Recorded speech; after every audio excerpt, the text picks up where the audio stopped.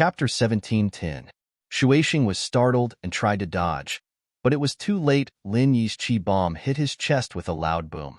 Shuaishing felt as if his chest had been hit by a landmine, and the huge force was pushing him away.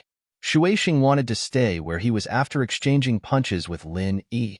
How embarrassing would that be if he were to fly away? But Shuaishing's thinking was too simple. It wasn't as simple as losing face anymore. The explosion sent Shuaishing flying away in an instant, and since he'd been standing where he was, trying to take the blast head-on, he was in an even worse state now. The explosion was even more severe than before. If he'd flown away with the initial blast, he'd only be injured at most, since Lin Yi's bomb didn't have a lot of chi in it. Lin Yi had only condensed a mid-sized bomb, and it would only be able to lightly injure Shuaishing. Lin Yi could then take advantage of the situation, but because of Shuaishing's resistance, he became the center of the explosion, and the huge force blew a hole in his chest. His sternum was blown to smithereens, and his organs were all a mess, turning into a pile of bloody meat. Shuaishing didn't even have time to scream before he fell to the ground, killed by Lin Yi's bomb. There was a huge hole in his chest, and blood was still flowing out. It was a frightening sight. Holy Church, this dramatic turn of events caused everyone present to be dumbfounded. They'd gone from having high hopes for Lin Yi at first, to not having high hopes for Lin Yi later on, and now Shuaishing's tragic death. It had all happened so quickly that they weren't used to it. Of course, these people were shocked, but Lin Yi was even more shocked. How did Shuaishing die just like that? His true chi bomb had clearly blown him away at most. At most, it would have injured him slightly, but it would not have killed him. As long as Shuaishing was injured, as long as Lin Yi dealt with him properly, he'd have a chance of killing Shuaishing. But Shuaishing didn't dodge. He just stood there, gritting his teeth, and got himself killed. He's dead. Lin Yi walked over and looked at Shuaishing on the ground. He couldn't be more dead. There was a huge hole in Shuaishing's chest, and his heart had been smashed to smithereens.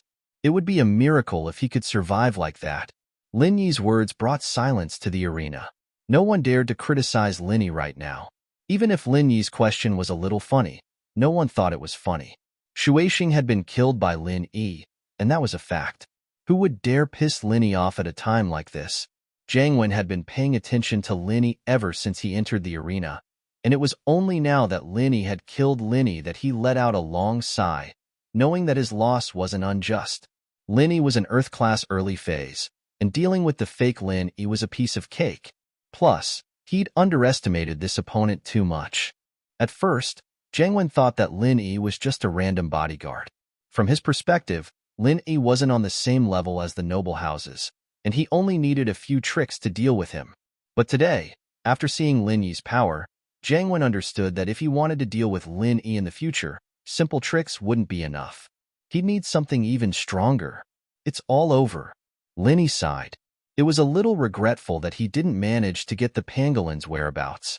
But Lin Yi understood that even if Shuaishing hadn't died, he wouldn't have remembered about the pangolin. In his eyes, the pangolin was just a small character.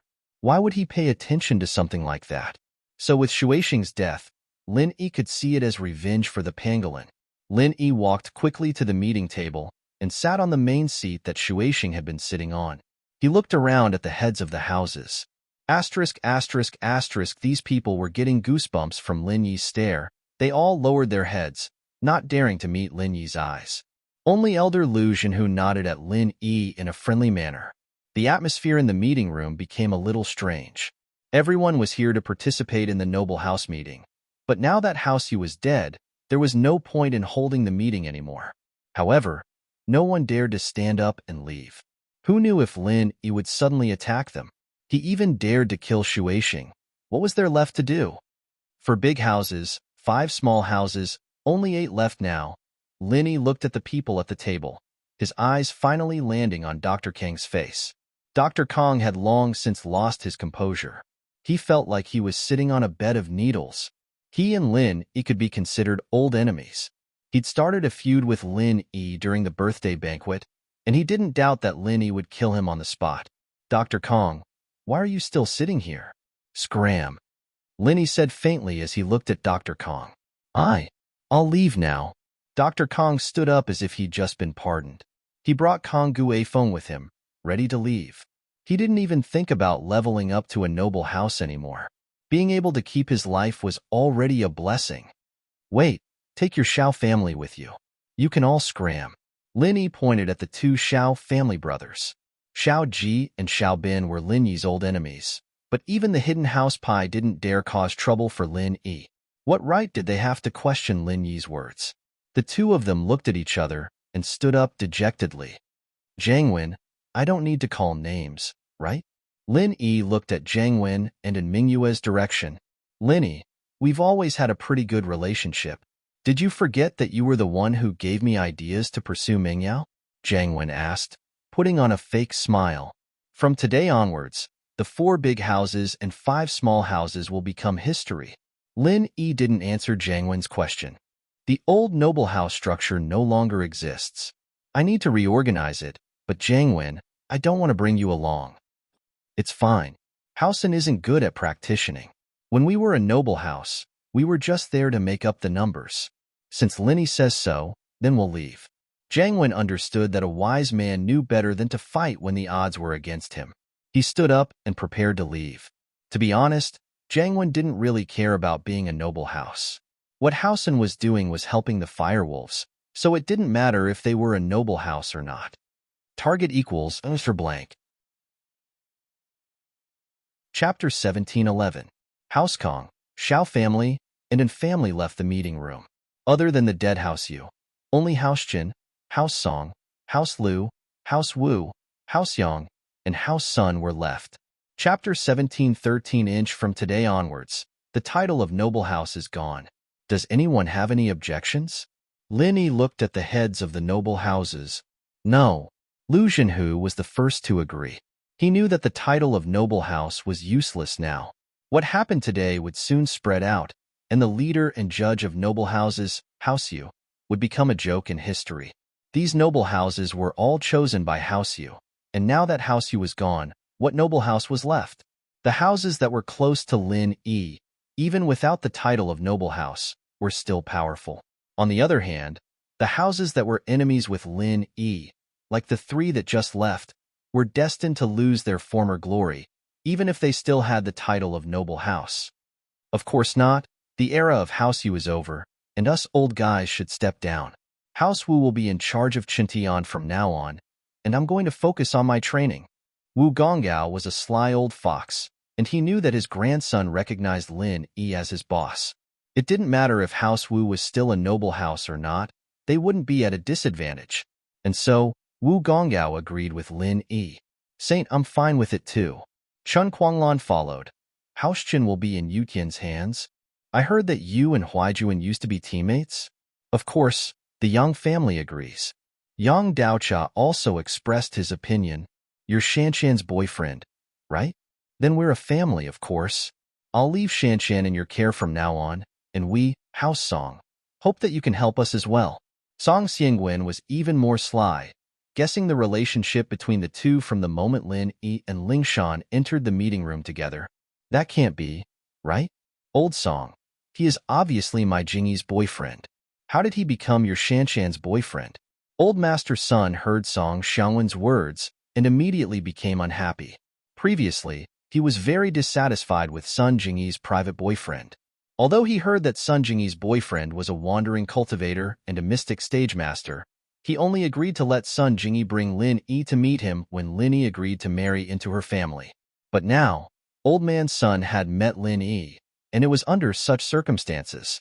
As for the so-called son-in-law, Old Man Sun didn't want to mention it.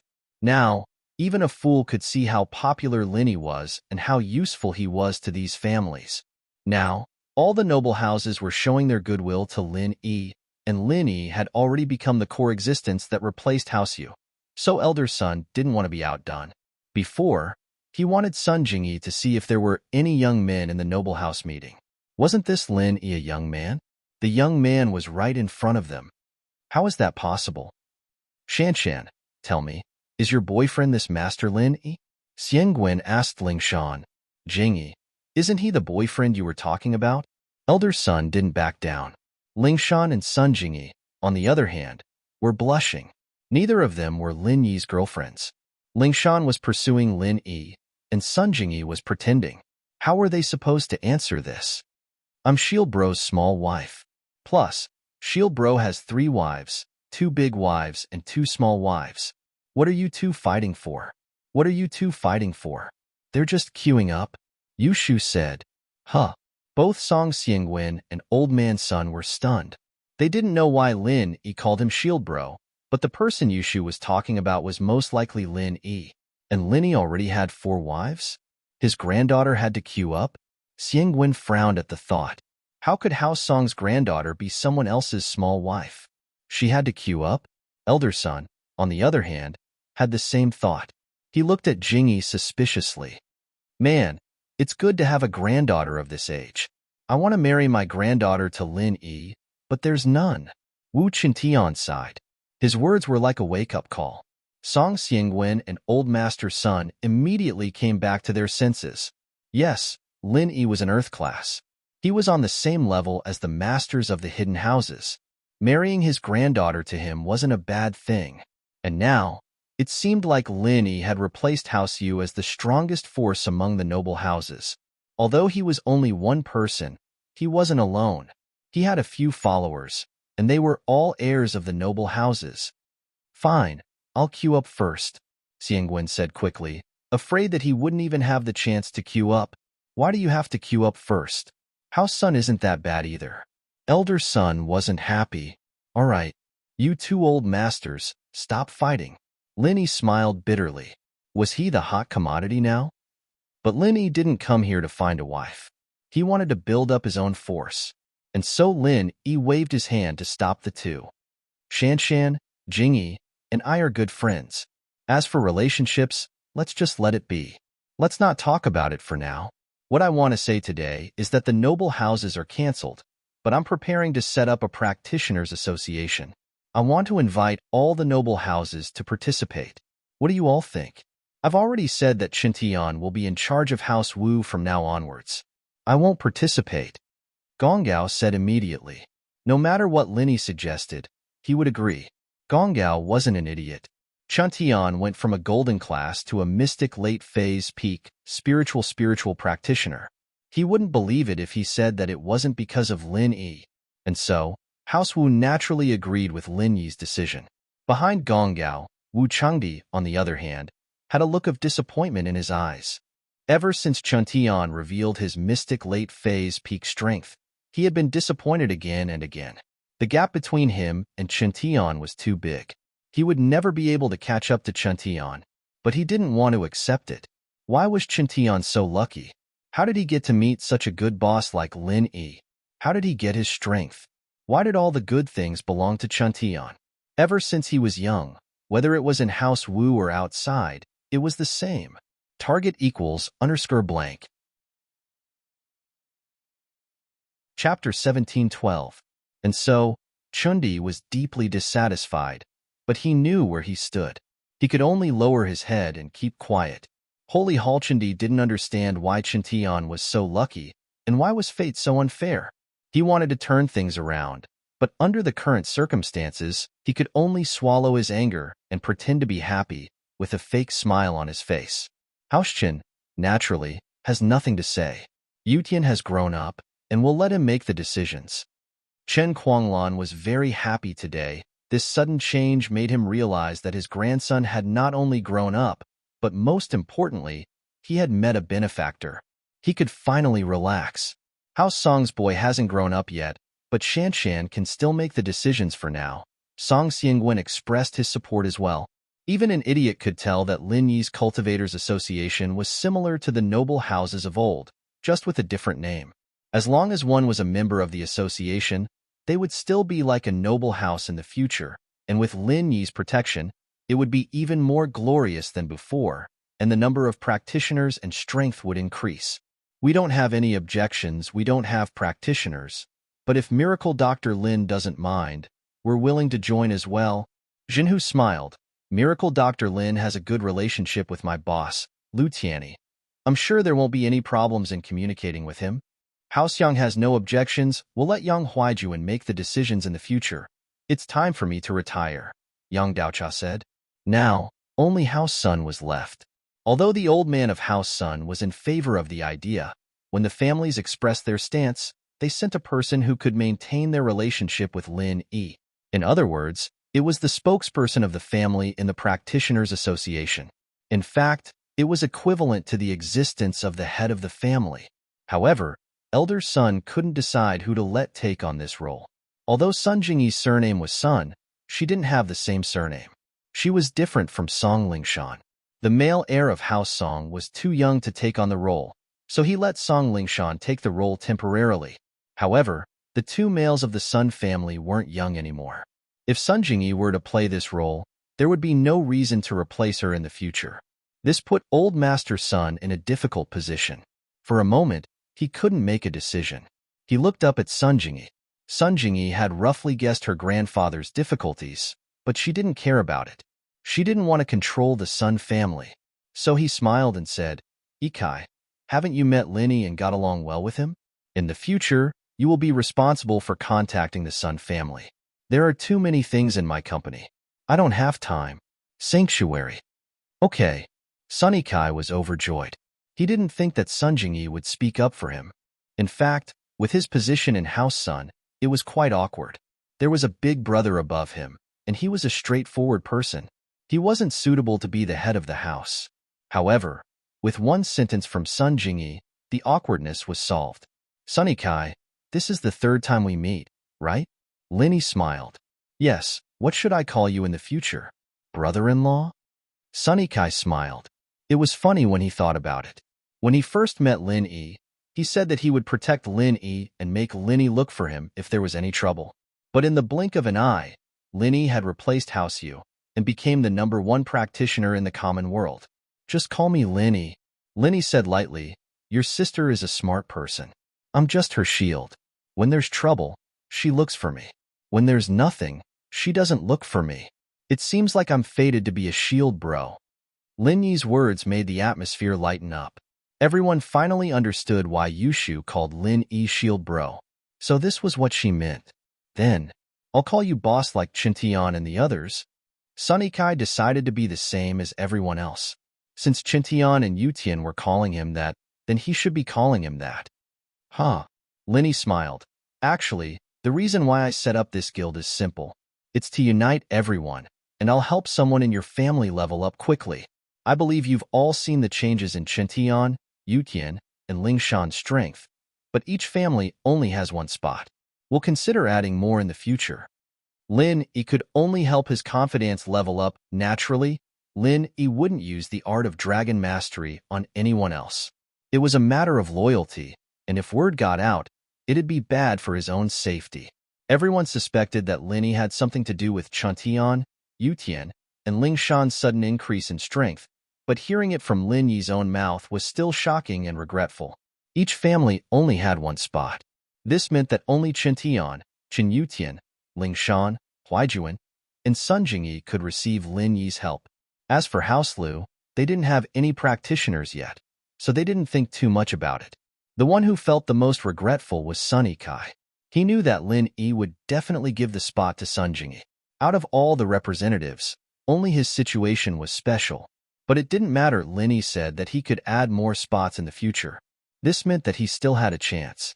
Looking at the excited faces, Lin Yi continued, "Actually, I'm sure you all know who I am. I'm a doctor, but my other identity is a refiner. This is also why I can help people level up so quickly. But my energy and level are limited. I can't do it all the time." Lin Yi attributed his art of dragon mastery to the fact that he was an elixir refiner. His identity as an elixir refiner had already been exposed once when he was hiding in House Tang, so it wasn't a big deal. After all, elixir refiners were rare, but it wasn't a big deal. But if Lin Yi said that he could transfer pure chi to others, it'd be a big deal if word got out. Lin Yi was afraid of being captured and used as a lab rat. But a refiner was different. There was no point in capturing one, because any practitioner with a brain would know that not everyone could become a refiner. There was no point in capturing one. Moreover, there was an unwritten rule in the Jianghu. An alchemist's status was a notch above others. No family or sect would kidnap an alchemist and force him to refine pills for them. This was equivalent to breaking the rules of the Jianghu. Target equals _ blank. Chapter 17:13. Since you can take it, then fine. My sect is stronger than yours, so I'll take the refiner from your hands. It'll be a mess. Plus, refiners didn't usually work alone, but as a group. There were almost no rogue cultivators who became alchemists. Almost every alchemist had a master or sect, and their masters or sects all had powerful connections. This was also the reason why no one dared to force alchemists to become alchemists. Holy Church and So Lin Yi made up the identity of a refiner so that his opponents wouldn't notice him. Refiner. After Lin Yi announced his identity, everyone present was in an uproar. Although alchemists were famous in the ancient times, and almost every sect had dealings with alchemists, the noble houses and hidden houses, especially the normal noble houses, had never seen an alchemist in their entire lives. They were existences of legends, and now, one was sitting in front of them. Chuntian, Yutian, and Lingshan didn't react much, since they already knew about Lin Yi's plan. The others, however, were different, especially Sun Jingyi. She realized that she didn't understand Lin Yi at all. Lin Yi was an elixir refiner? Wasn't this too shocking? Had he been in all kinds of industries before? House Lu, on the other hand, was enlightened. Lu Tianyi sighed. No wonder Miracle Dr. Lin's medical skills are so amazing, to be able to create such a shocking pill like the pill of life extension and toxin cleansing. So he's a refiner.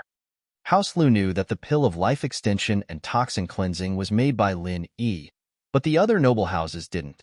Now that they heard that the pill that had caused such a commotion at the auction was made by Lin Yi, realization dawned on them. As expected, Shuamin didn't have that kind of skill. They hadn't seen him produce any special pills in the past few years, and he'd always been suppressed by Dr. Kang's name.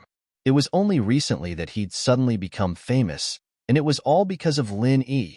All right, if there's nothing else, you may leave. I'll contact the people in charge of the other houses. Lin Yi didn't really care about the crowd's shock. His main goal here was to destroy House Yu, and secondly, to gather the strength of the other noble houses. At this point, Lin Yi had no more obstacles on the level of noble houses. He could calm down and think about the hidden House Yu and House Xiao's matters. The meeting of the noble houses ended abruptly on the first day. It felt a little anticlimactic, but the hearts of the people who came were heavy and happy at the same time. The power structure of the noble houses was about to change. House Xiao, House An, and House Kong were kicked out of the alliance by Lin Yi, and they wouldn't let it go easily.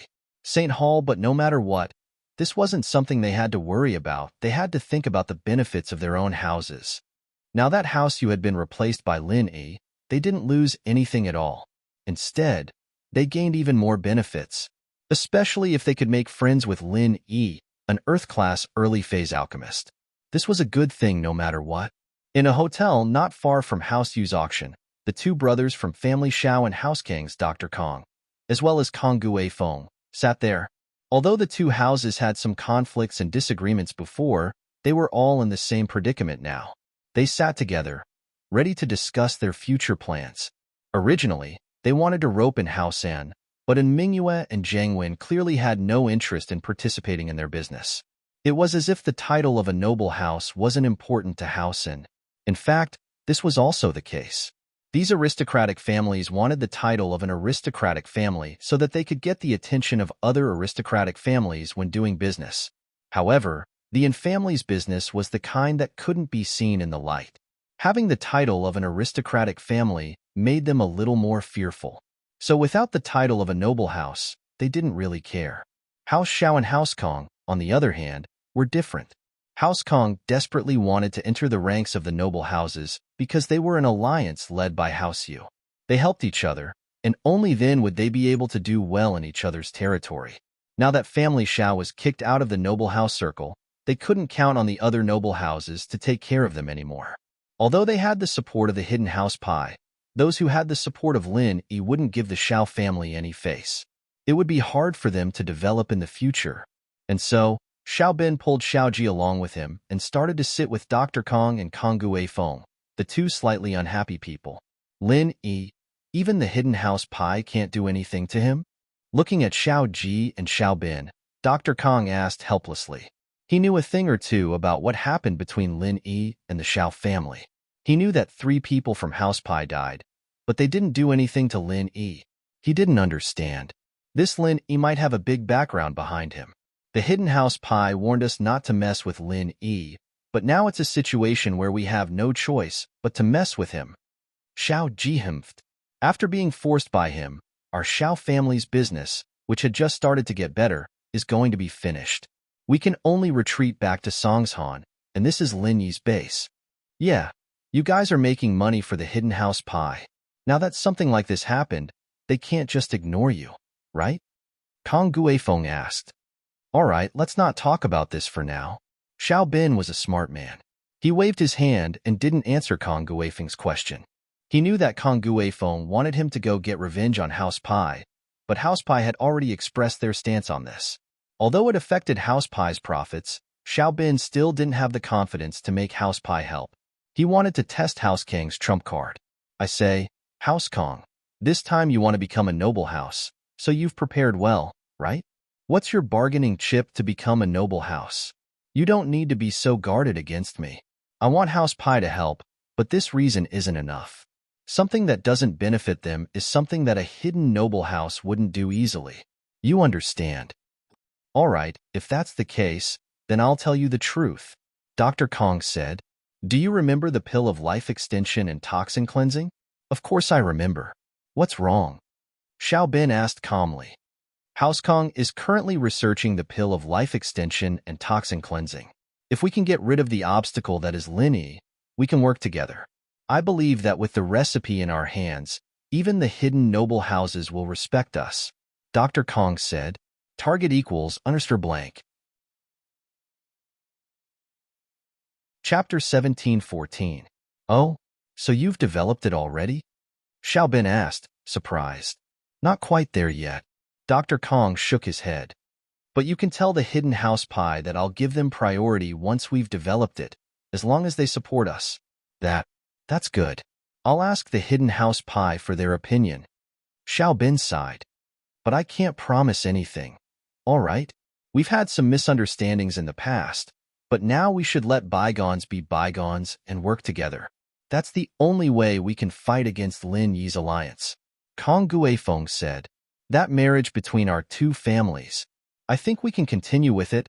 Kong Guifeng was thinking further. If Xiaolong were to marry Xin Yan, that would solidify his position in House Kong, since House Kong and Xiao family's interests were intertwined. It was undeniable that a marriage was a huge bargaining chip. That's something I can consider, but we'll talk about it after we get through this. Xiao Bin didn't decline. It was just a marriage between a niece with a different surname and House Kong. After all, he couldn't be too calculative with House Kong right now. Moreover, if the Kong family really managed to develop the pill of life extension and toxin cleansing, then their status would skyrocket. The effects of the pill of life extension and toxin cleansing were practically on par with the legendary bone cleansing and marrow cleansing pill. In actuality, the bone cleansing and marrow cleansing pill was called the Greater Foundation Establishment Pill and the Lesser Foundation Establishment Pill. The pill of life extension and toxin cleansing, on the other hand, seemed to be even more effective than the Foundation Establishment Pill. Otherwise, it wouldn't have been sold at such a high price in the auction. The Foundation Establishment Pill could only refine one's body, and it couldn't extend one's lifespan. The pill of life extension and toxin cleansing, on the other hand, could do the trick. Heart, all right, the bigger picture is more important. Dr. Kong nodded. Our House Kong will be waiting for your good news. At the same time, something big happened in Songshan. Sihua brought his men to the orphanage and reported the matter to Zhao Qibing after the discussion with the headmaster broke down. Qibing wasn't feeling too good right now. He'd lost a couple $100 million to Bloodcloak Yellow Springs sect for no reason. He couldn't afford to offend them, but a small orphanage wasn't something he would put in his eyes. Sihua, take Boss Zhu with you and burn that orphanage down. Damn it. I'm giving them face, but they don't want it. This time, I'll make them lose everything. Zhao Qibing slammed the table angrily. He really felt suffocated. Ever since he came to Songshan, other than getting a qi-gathering pill for House Xiao, he had accomplished nothing else. Holy Church becoming the head of the hidden house, Zhao wasn't something that could be achieved with just one qi-gathering pill. One had to have other abilities. And so Qibing had been earning money nonstop. Yes. Sihua nodded. Then I'll bring some men to prepare. Do it cleanly. Don't leave any evidence behind. Qibing said. Remember, burn it cleanly. Burn all the houses in the orphanage. If they can still live after the fire is extinguished, it'll be hard to do it again. Don't worry, Master Bing. I'm good at this. Sihua patted his chest and promised. How about this? You get ready. I'll light the fire myself. Qibing had a fire in his heart that he hadn't vented yet, and he wanted to light the fire himself to vent it. No problem. I've prepared everything. Master Bing, you just need to light the fire, Sihua said. And so, on a dark and windy night, Qibing brought Sihua and Boss Zhu to the orphanage. There was a large amount of gasoline in the back of Sihua's pickup truck, prepared to burn the orphanage down. Very well, this is a good day. The weather is dry, the moon is dark, and the wind is strong. It's a good day to set a fire, Qibing said.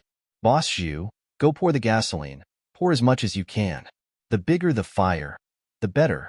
No problem. Boss Zhu got out of the car and jumped into the orphanage with a huge barrel of gasoline. Boss Zhu was an Earth-class master, and the orphanage's director and Xiaoka naturally wouldn't be able to sense his presence. So, Boss Zhu went back and forth a few times, pouring all the gasoline into the orphanage and the surrounding fences. Everything's ready, Master Bing. You can light the fire now, Boss Zhu said. Well done. Qibing got out of the car with a torch in his hand, and with a whoosh, he threw it into the orphanage's yard. He then took a few more torches from Sihua and threw them all into the orphanage. The inside of the orphanage was instantly set ablaze. Haha, I'm leaving after I'm done. Qibing clapped his hands and said happily. Setting the orphanage on fire today made him feel a lot better. Before, he was bullied by Lin Yi's follower, Wu Chuntian, and he couldn't take revenge. Although his broken leg was healed by Elder Bai, the incident with Bloodcloak and Yellow Spring Sect made him want to die. Today, with the release of the fire, the depression in his chest had finally dissipated by more than half. Qibing and Boss Zhu got in the car, and Sihua stepped on the gas, and the truck disappeared into the night and the fire. Such a big fire. The orphanage will be destroyed tomorrow for sure, Sihua said as he looked in the rearview mirror. This is too good. No wonder there are so many stress-relieving amusement parks. People go and destroy them. It's so fun, Qibing said excitedly. I really want to burn another house. Ha! When the head of the house comes out, we'll go burn Lin Yi's villa, Sihua said. We'll get even with him then. Fuck. No wonder Lin Yi likes to tear down my skyscraper. It's so fun, Qibing said regretfully. I can't tear down a skyscraper. It'd be fun too. Qibing and the others returned to the floating cloud bar and quickly fell asleep in excitement. The orphanage, on the other hand, was extremely busy. The first one to notice something was wrong was Xiaoka. She was depressed, but she had been sleeping late these past few days. She was sure that she was lovesick, and the image of the male thief kept appearing in her mind, causing her to have insomnia. In the middle of the night, she dreamt of the male thief, and when she woke up, she saw the fire outside her window. She jumped in fright and rushed out of her house, only to find that the yard and the roof were on fire. Chapter 17:16. The building is burned too? Xiaoka couldn't care less about the things in her room anymore. She quickly went to wake the dean up. Oh no, there's a fire. School Beauty's Bodyguard Chapter 17:16. The dean was a light sleeper and was woken up by Xiaoka's voice. She was shocked when she saw the situation outside. Quick, go save the children. And so, Xiaoka and the dean quickly rushed into the children's dormitory. Fortunately, both of them were descendants of the Fian sect. Although they were in a sea of fire, they could always find a place to stay. The two of them risked their lives to rescue the children in the orphanage. Behind them, the orphanage was already a vast sea of fire. The wind was strong today, and the air was dry, so the fire was out of control. From the orphanage, it was already spreading to other areas. After saving the children, Xiaoka finally reacted. Yes, let's call the fire department. The orphanage is going to burn. In the rush, the dean didn't bring her phone, and the orphanage was right next to the construction site of the slums. On the other side was the business district, but the shops were all closed at night, and it was hard to find a single person. The dean looked around for a long time before finding a public phone booth to call the fire department, but by then, the fire had already spread to the construction site of the slums next to the orphanage. By the time the piercing sound of the fire engine sounded, the fire was already out of control. Although a number of fire trucks came to support, due to the strong wind and the large fire, there were a lot of flammable items piled up on the construction site of the shantytown, such as wooden cubes and the like. As a result, the fire grew bigger and bigger. It was not until dawn that the fire was extinguished. Qibing, Sihua, and Boss Zhu, on the other hand, had a good night's sleep. When they woke up the next morning, Qibing couldn't wait to get Sihua to turn on the TV. "Quick, look at the orphanage is probably in ruins now." "Haha, that's for sure." Sihua nodded and turned on the TV. The three of them sat on the sofa, ready to watch the destruction of the orphanage. Around 1 in the morning, a huge fire broke out in the orphanage near the old slums. When the firefighters arrived, the fire was already out of control, and it started to spread to the construction site nearby. After the firefighters' hard work, they finally extinguished the fire at 7 this morning. But the orphanage, as well as the newly built Qibing skyscraper, were all burnt to ashes. Following the news, there was a scene of the orphanage and Qibing skyscraper being burnt down. "Ga?" Qibing heard the news and jumped up with a whoosh. He looked at the news in disbelief. "Impossible. How is this possible? My skyscraper." Sihua and Boss Zhu had a bitter look on their faces as well. They didn't think that burning the orphanage would burn down the Qibing skyscraper next to it, and the most important thing was that the newly built skyscraper hadn't even been used for a day. "Who can tell me what's going on?" Qibing kicked the TV angrily, shattering the LCD TV. It fell to the ground, creating sparks. But Qibing didn't care. How much was a TV?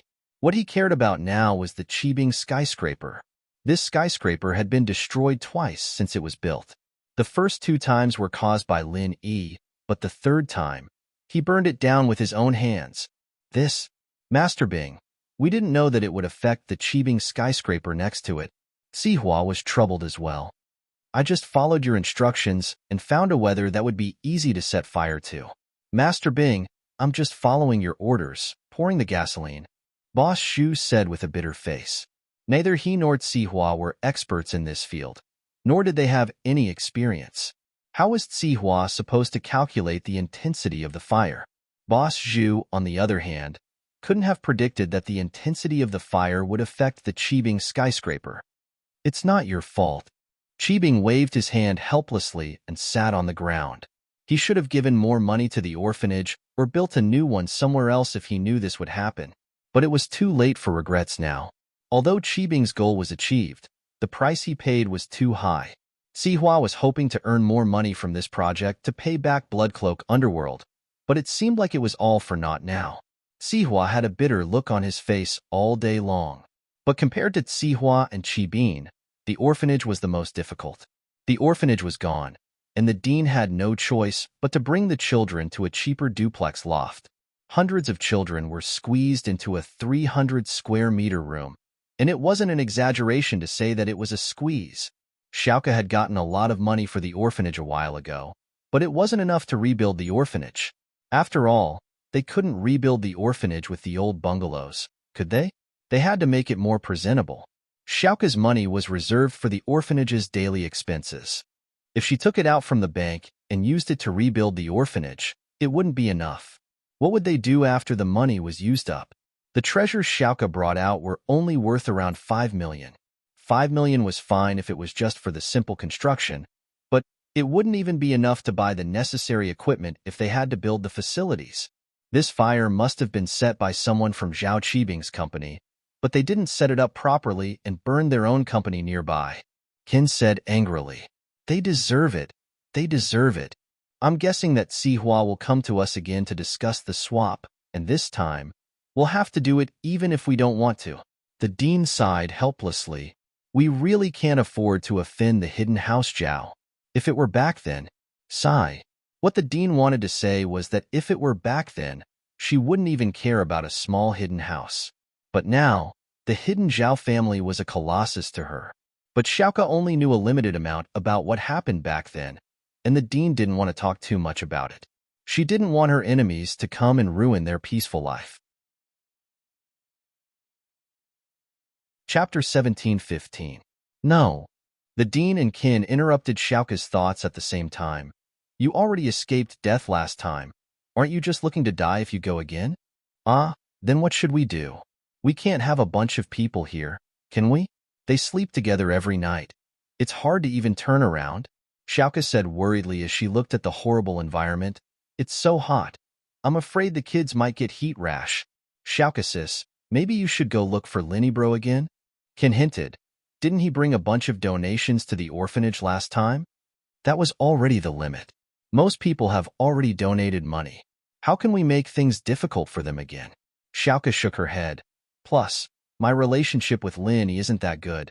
He seems to look down on me. I don't want to trouble him. Look down on him? I don't think so. Qin thought. Look down on you and still go save you? How is that possible? This was a bit troublesome. He'd promised Linny, but he couldn't tell Xiaoka. He could only hint at her, and she wouldn't understand. Xiaoka's right. We can't always trouble other people. We need to think of a way ourselves. Oh well, Amos nodded and said, he helped us once before. How can we trouble him again? Oh, Qin nodded, thinking that he should find a chance to call Linny and ask him if he had any ideas.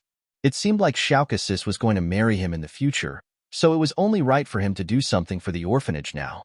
Otherwise, how could he bring home the goddess of the orphanage? Now, the ones with the biggest headache were Qibing and Sihua. They didn't have the mood to negotiate with the orphanage anymore. It was the same as looting a burning house and giving the police something to use against them. Of course, this wasn't the main thing. The main thing was that Qibing's new building was burnt down, and he couldn't help but curse his bad luck. Ever since he started his business, he hadn't done anything successful. His real estate business had been failing from the start. Luckily, Elder Bai didn't care much about external things, and Sihua took all the responsibility, so Elder Bai didn't blame Qibing. After all, as far as he was concerned, Qibing was focused on practicing now, leaving the company to his underlings. This was his underlings doing out of goodwill, but it had nothing to do with Qibing. After the noble house meeting, Lin Yi and Yushu returned to Songshan. According to Lin Yi's promise with them, he was going to bring them to Star West Village for a trip in August. Holy Church, Yutian, Lingshan, and Shentian, on the other hand, went back to their houses. The situation in the noble houses had changed, and they needed to go back and discuss countermeasures. In actuality, as Lin Yi's strength increased, so did his view of the world. In his eyes, those noble houses that were high and mighty were nothing more than this now. So Lin Yi wasn't too enthusiastic about the Cultivators' Union. He was just making a name for it, and in actuality, his right and left hands were Qintian, Yutian, and Lingshan. As for their families, it was fine as long as they didn't cause trouble for Lin Yi. Lin Yi received a call from Qin on the way back, and only then did he know that the orphanage was on fire, and now it was a pile of ashes. The funny thing was that Qibing's building was burnt down to a skeleton as well, and he had to tear it down and rebuild it. Qin, you're suspecting that the fire has something to do with Zhao Qibing? Lin Yi understood what Qin was trying to say. We all suspect it, but we don't have any evidence, and their building was burnt down as well. That's their excuse. Qin was a little mischievous, and he understood the situation very well. Oh, I don't need evidence to do things, so we need to ask them for money. Lin Yi wasn't Lingshan, and he only needed to suspect. Lin Yi thought, was this little bastard Zhao Qibing's leg itching again? Hadn't he broken it enough? It seemed like he had to find a chance to break it again. At the mention of money, Qin said, Male thief bro, can you support the orphanage with some money? You're a male thief, you must be rich. Or else, Xiaoka sis has to go on a mission again, and you don't want her to take the risk, do you? Qin was asking Lin Yi for money, but he didn't feel embarrassed at all. Instead, he said it as if it was the right thing to do. From his perspective, Lin Yi wanted to marry Xiaoka, so he should at least give her some money, right? You know about it? Lin Yi was a little surprised at Qin's analysis. It seemed like Xiaoka had told him about what happened that day. I guessed, Qin said.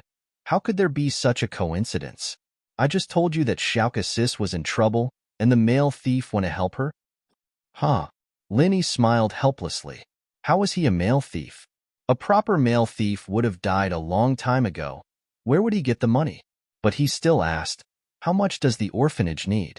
I'm not sure, but rebuilding it might need a lot of money. Xiaoka sis and the dean are worried about it. Ken said, all right, I'll think of a way. Linny hesitated for a moment before agreeing. He wasn't a nosy person, but with his relationship with Xiaoka, he couldn't just ignore it. Besides, Linny had seen how hard it was for the children in the orphanage. Now that it was on fire, it must be even more difficult. Then I'll wait for your good news. Thank you, male thief bro. Ken heard Lin Yi's agreement and was very happy. Wait for my good news. Linny said, all right, thank you, male thief bro. Ken thanked Linny again. Don't worry, I'll help you keep your identity a secret. Haha, okay. Lin Yi was a little helpless towards Ken. Although his last sentence was almost a threat, meaning that if Lin Yi didn't help, he would tell Xiaoka his identity.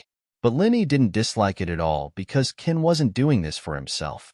He was doing this for the orphanage, just like Xiaoka. Shield bro, what's wrong? Can you talk to Shu about it?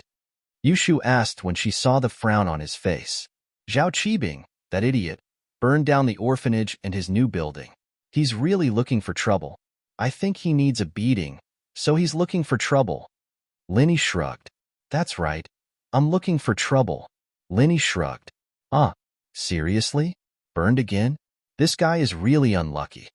Yushu subconsciously stuck out her tongue when she heard that Qibing's building was destroyed again. Was this guy a jinx? Otherwise, ordinary people wouldn't be so unlucky, right? Chapter 17-18. Thank you for your hard work.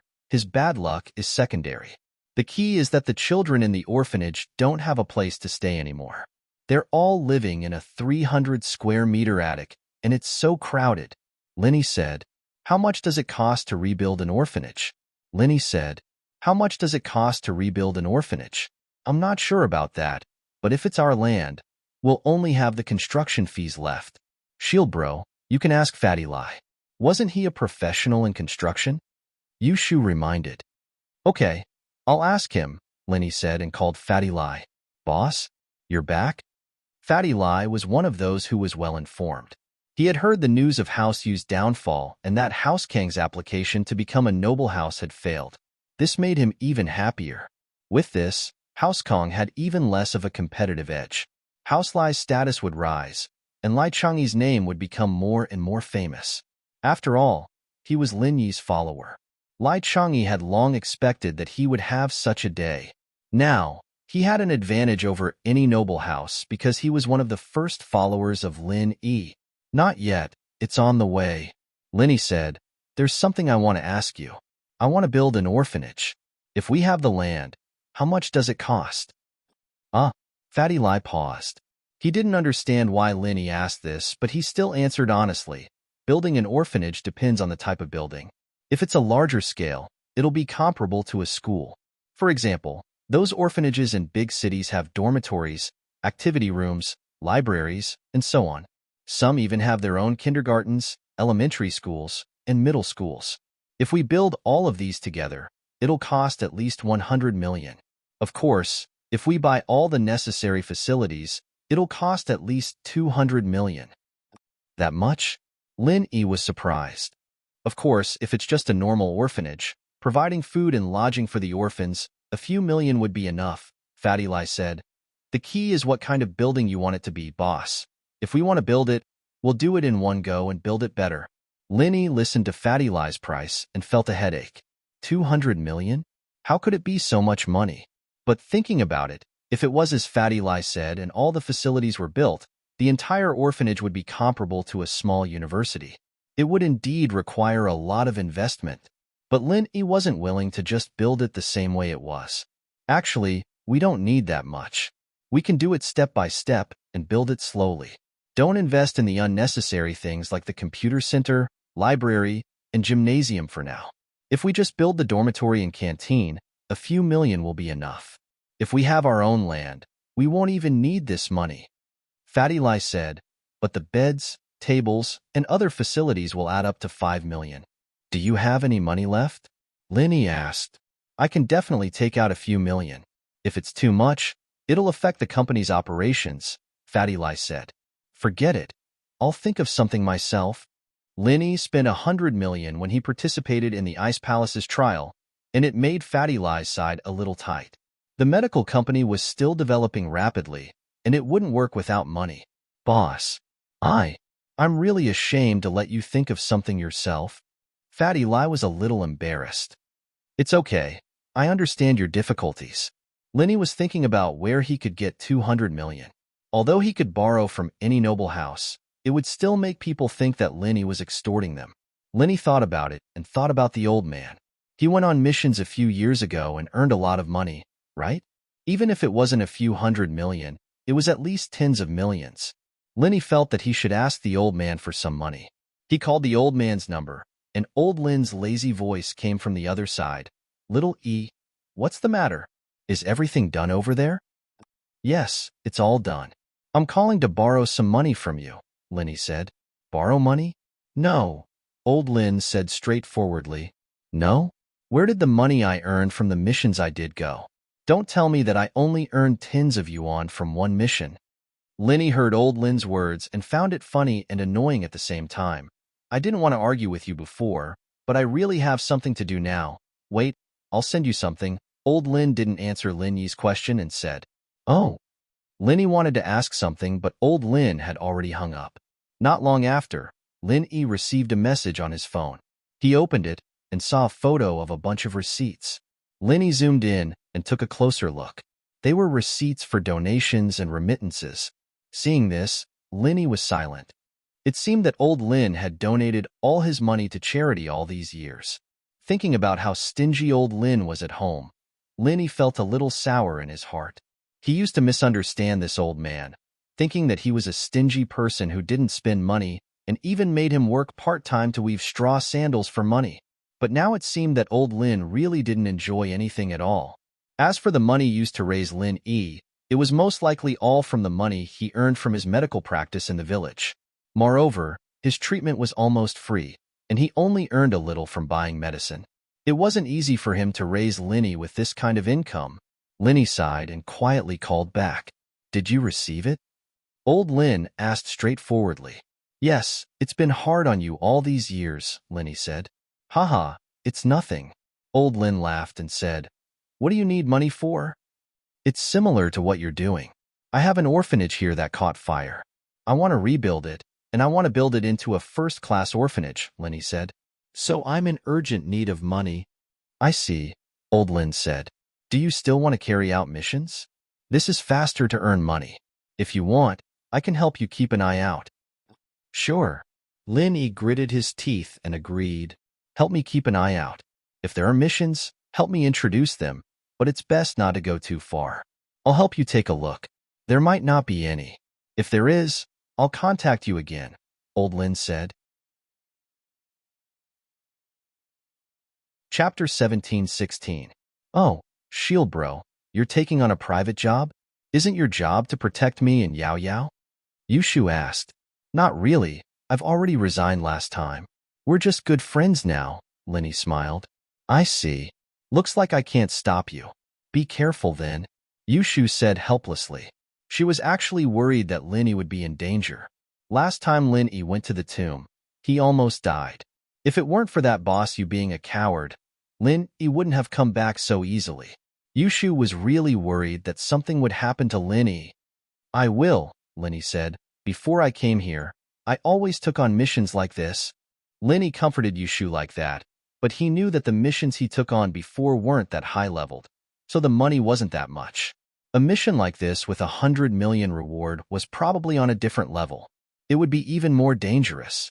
The hidden house you received the news immediately after the common house you was annihilated. Yu Huashing was going crazy with rage. He didn't think that Linny would be this daring, to actually wipe out the common house you.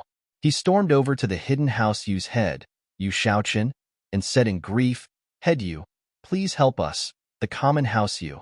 With regards to this matter, I beg you to uphold justice for us. We, the common house Yu, have been helping the hidden house Yu earn money, And yet we ended up like this. You must help us, the common house you. Get justice. All right, I got it. Yu Huashing, I'm sorry for your loss. I need to understand the ins and outs of this matter before discussing it with my father. Yu Shaochen comforted Boss Yu. That Lin Yi is an Earth class, and we, the Hidden House, are restricted by the Noble House Council. Earth classes can't come out as they please, so it's not easy to deal with Lin Yi. But that Lin Yi is an Earth class, isn't he restricted by the Hidden House Council? Yu Huashing felt that it was unfair. St. Hall, he's a freelancer, and in the past, there were no precedents of freelancers reaching Earth class. Mystic was already very powerful, and most of them relied on the hidden houses when they were at Mystic. Lin Yi is a special case. Yu Shaochen said, I'll discuss the specifics with my father first. Yes. Yu Huashing sighed sorrowfully. He didn't think that House Yu would be destroyed so soon after he left. This was like a bolt from the blue. How could he stay calm? He wanted to tear Lin Yi into a million pieces right now, but when he remembered that Lin Yi was also an Earth-class early-phase master, and that he knew martial arts, he backed off. Revenge was important, but staying alive was even more important. Yu Huashing's Lin Huashing's heart, Huashing's, Yu's heart, Lin, Shaochen, Qin, Qing. Shaochen was actually quite annoyed as well. There was a saying that went, look at the master before beating the dog. This Lin Yi had challenged the Hidden House Yu's bottom line time and time again. First, he'd killed one of the common house Yus, and now he'd sent the father and son of the common house Yu to heaven. This was intolerable. But while he wanted to kill Lin Yi as soon as possible, he didn't show it on his face. After all, this was a huge matter, and he couldn't just make a decision on his own. He had to consider the Hidden House's entire benefit. If they really wanted to deal with Lin Yi and got impeached by the Hidden House Council, then it wouldn't be worth it. And so, Shaochen drove up the mountain to find his father, preparing to discuss with him on how to deal with this. On the mountain, it was still Yu Yi who brought Shaochen to the Elder Yu's training area. Shaochen, you're here. The Elder Yu looked at Shaochen and nodded. Father, Yu Huashing came to me just now. He wants us to help them. Shaochen said. I know about this. It's all because of that Lin Yi. The Elder Yu nodded and said faintly, but read this letter first. Oh, what letter? Shaochen paused. He wasn't surprised that his father knew what was going on outside. Although Shaochen could be said to have complete control over House Yu, the old ancestor still had a lot of confidence in House Yu. These people were Yu Yi's eyes and ears, and the old ancestor's information came from them. Of course, as long as Shaochen didn't do anything wrong to House Yu, these people would naturally listen to him. Otherwise, he wouldn't be of much use as the head of the house. This was also why Shaochen always went to the Elder Yu to discuss with him whenever something big happened. But the old Yu suddenly asked him to look at a letter, and this made Shaochen suspicious. He took the letter from the old Yu's hands and started reading it. It's a letter from Yu Bing? Shaochen was surprised. He knew the rules of the Ice Palace, and the new outer disciples didn't have the right to communicate with the house as they pleased. But Yu Bing didn't have this restriction. It seems like Yu Bing is doing quite well in the Ice Palace. The Elder Yu praised. If it weren't for Ning, Yu Bing would be the best candidate to be the head of House Yu. Father, Ning, Shaochen didn't know much about Yu Ning, either. He only had a rough idea, and the old ancestor of House Yu would never go into details. This was also why he felt that Yu Bing should be the next head of the house. I can't tell you that. It's related to the big secret of House Yu's rise. The Elder Yu said, the time isn't right yet, so I can't tell you in detail. The big secret of House Yu's rise? Yu Shaochen frowned. Isn't Xiao Ning supposed to accept some kind of inheritance? But what kind of inheritance is it? Is there hope? Isn't it something you saw in the ancient ruins? Is it really effective? Ancient ruins? That's just what I told others. It's not true at all. Elder Yu shook his head. Lil Chun, do you really think that we, the Hidden House Yu, only rose up because we found a so-called ancient ruin? Do you really think that I, your father, am talented enough to break through to Sky Class just by looking at the ruins? Then, Shaochen looked at the Elder Yu, confused. All you need to know is that we, the Hidden House Yu, actually have a backer up there, and Ning's matter was their idea. Old ancestor, you said. That's all I can say. Don't spread it out. Chapter 1720. The whereabouts of the chi-gathering pill I know. Xiaoqin's heart skipped a beat. This was the first time he knew that House Yu had someone backing them. He didn't know this at first, but the elder Yu's words today had shocked him. No wonder his father had always emphasized the importance of Yu Ning. Even when Yu Bing was outstanding, he still looked at her differently. So Yu Ning was someone that the backer of House Yu had his eyes on. Of course, whether or not Ning can stay in House Yu and become the head of the house, I'm not sure, but Ning can become a sky class, that's for sure. The elder Yu said, if Ning can't stay in House Yu, then it's not too late to consider Yu Bing's matter. But right now, the person behind us hasn't said anything, so we can only put Ning first. I see. Xiaoqin nodded and continued reading the letter in his hands. But halfway through, he frowned. Why are Yu Bing and Lin Yi together? Why is this kid so reckless? So the Ling Yi that Yushan was talking about, is that Lin Yi? Xiaoqin frowned and said angrily, he even called Lin Yi his boss? What's going on? Is he trying to defy the heavens? Xiaoqin, your personality is still not mature enough. It's been so many years, and you've had to maintain that dignified image in front of outsiders. It's been hard on you. The elder Yu waved his hand, signaling for Xiaoqin to calm down. Xiaoqin's face reddened. In front of his father, he revealed his true personality, but in front of outsiders, he had no choice. He was the head of the house, and if he showed his emotions on his face, then he'd be looked down upon. Without Lin Yi, Yu Bing might not even be able to come back alive. Wasn't the letter very clear? The elder Yu said with a look of disgust on his face that Yushan kid is talented, but his intelligence isn't in the right place. He brought this upon himself. This Lin Yi is that strong? He even defeated Zhang Naipeo and Feng Nitian from the ancient sects? Xiaoqin didn't really believe it. Yu Bing didn't lie in this letter? Yu Bing was Xiaoqin's son, but Yushan said the same thing, and Yu Bing said the same thing. Yushan might have lied more often, but for the sake of fairness, he couldn't just believe Yu Bing's words. This letter is for Ning. Is there a need for Yu Bing to lie? The elder Yu waved his hand and passed another letter to Xiaoqin. The one you saw before was for Ning. It's just a casual conversation between siblings. There's no need for Yu Bing to lie, but this is the one Yu Bing asked Ning to pass to us. Oh? Yu Xiaoqin quickly took the letter from the elder Yu and started reading it. This letter was a lot more formal than the previous one. Yu Bing first greeted the elders of the house, and then described what happened in the test, but he didn't mention anything about Yushan framing him or Lin Yi. After that, Yu Bing changed the topic, saying that Yu Huasheng actually got a chi-gathering pill, but didn't give it to House Yu, but took it for himself. Yu Bing was very sure that the source of this information was very accurate. There was someone in the test who could prove this, but he didn't say who it was. Are you done? The elder Yu asked. I've read it already. The thing that Yu Bing said. Xiaoqin wasn't surprised that the two letters were in the hands of House Yu's old ancestor. On the surface, House Yu was under his control, but in reality, the old ancestor was in charge of most of the things. It should be true, there's no need for him to lie, and Yu Huasheng doesn't have any conflict of interest with him, the elder Yu said, but it's true that he's friends with Lin Yi, and if we don't go against House Yu because of this, we won't go against Lin Yi. This is probably the reason why Yu Bing brought this up. The elder Yu's eyes were very sharp. He noticed the secret behind it immediately. I see. Xiaoqin realized he didn't even think about the deeper reason than this Lin Yi. This Lin Yi is a genius, a freelancer, and he became an Earth-class early phase in just a few years. This is unbelievable.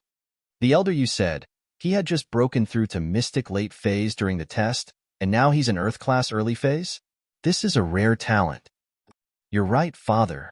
Xiaoqin didn't think that his father would praise Lin Yi like this, but from what he could see, this Lin Yi wasn't simple at all. He was able to wipe out the common House Yu, and now he was able to beat Yu Shuixing who had taken the pill. This was the same as skipping levels. It's a shame that we don't have the ability to recruit Lin Yi. The elder Yu sighed. With Ning's relationship, there's no way Lin Yi will be of use to us, unless Ning marries him. Why can't I? Xiaoqin paused. Lin Yi is so young, and he's already an Earth class. This is rare even in the hidden houses, let alone a freelancer. The inheritor must be a virgin girl, or she won't be able to accept the inheritance. The elder Yu said, this is also why I stopped Ning from dating. These young people, if they act rashly, the consequences will be unimaginable. This is an order from our House Yu's backer. Ning can't be in a relationship. So that's how it is. Xiaochen understood. If Ning can't marry Lin Yi, then we really don't have the ability to recruit Lin Yi. But we don't have to be enemies for now. Elder Yu said, the Grand Elder of the Hidden House's Arbitration Council hasn't shown himself in a long time, and the others are getting restless and ready to break the rules. But before they break the rules, we, House Yu, can't be the first bird. Oh, the other hidden houses want to break the rules as well? Xiaochen asked. Chapter 17:17. I see. Yu Xiaochen nodded. Yu Bing's letter gives us an excuse not to stand up for House Yu. Naturally. Elder Yu nodded. I'll leave these 2 letters to you, give one to Ning. Tell her to come visit me when she's free. I want to have a good talk with her. You know what to do with the other one, right? Understood. I'll go look for Yu Huasheng right now, Xiaochen said. Yu Huasheng was overjoyed to hear that Yu Xiaochen was looking for him so quickly, thinking that House Yu was going to help the common House Yu. He quickly came to Yu Xiaochen's room and spoke respectfully. House Yu, may I ask what the elder said? Are you going to avenge our common House Yu? After all, we've been working hard all these years, helping the hidden House Yu earn money. We've been handing over most of it. Huasheng, it's not that I don't want to help you, but how can we help you with what you've done? Xiaochen's face was dark. Do you think that we, the hidden house, yes, are idiots? Yu Huasheng paused, not understanding what Yu Xiaochen was talking about. Househead, what? What do you mean? Yu Huasheng asked nervously. What do I mean? Take a look at this letter yourself. With that, Yu Xiaochen tossed Yu Bing's letter to Yu Huasheng. Other than greetings to the family, it also talked about Yu Huasheng. There weren't any secrets that he couldn't let Yu Huasheng. Letter? What letter? Yu Huasheng looked at Xiaochen's face and had a bad feeling. He carefully took the letter from Xiaochen's hands, but he was a little surprised this was a letter from home. What did it have to do with him? It seemed like it was from one of House Yu's juniors. Yu Huasheng looked at the signature and saw that it was Yu Bing. He was even more surprised, but he still read it patiently. After all, Xiaochen wouldn't just give him a letter for nothing. There had to be a reason. But when Yu Huasheng read that Yu Bing didn't hand over the qi-gathering pill, his face changed drastically. He didn't understand. How did someone know about this secret back then? I saw the news a few days ago. Weren't the couple, Blackie, and the other grave robbers caught in one fell swoop? Who else knows about this? But no matter what, this matter was exposed, and Yu Bing's tone was very certain.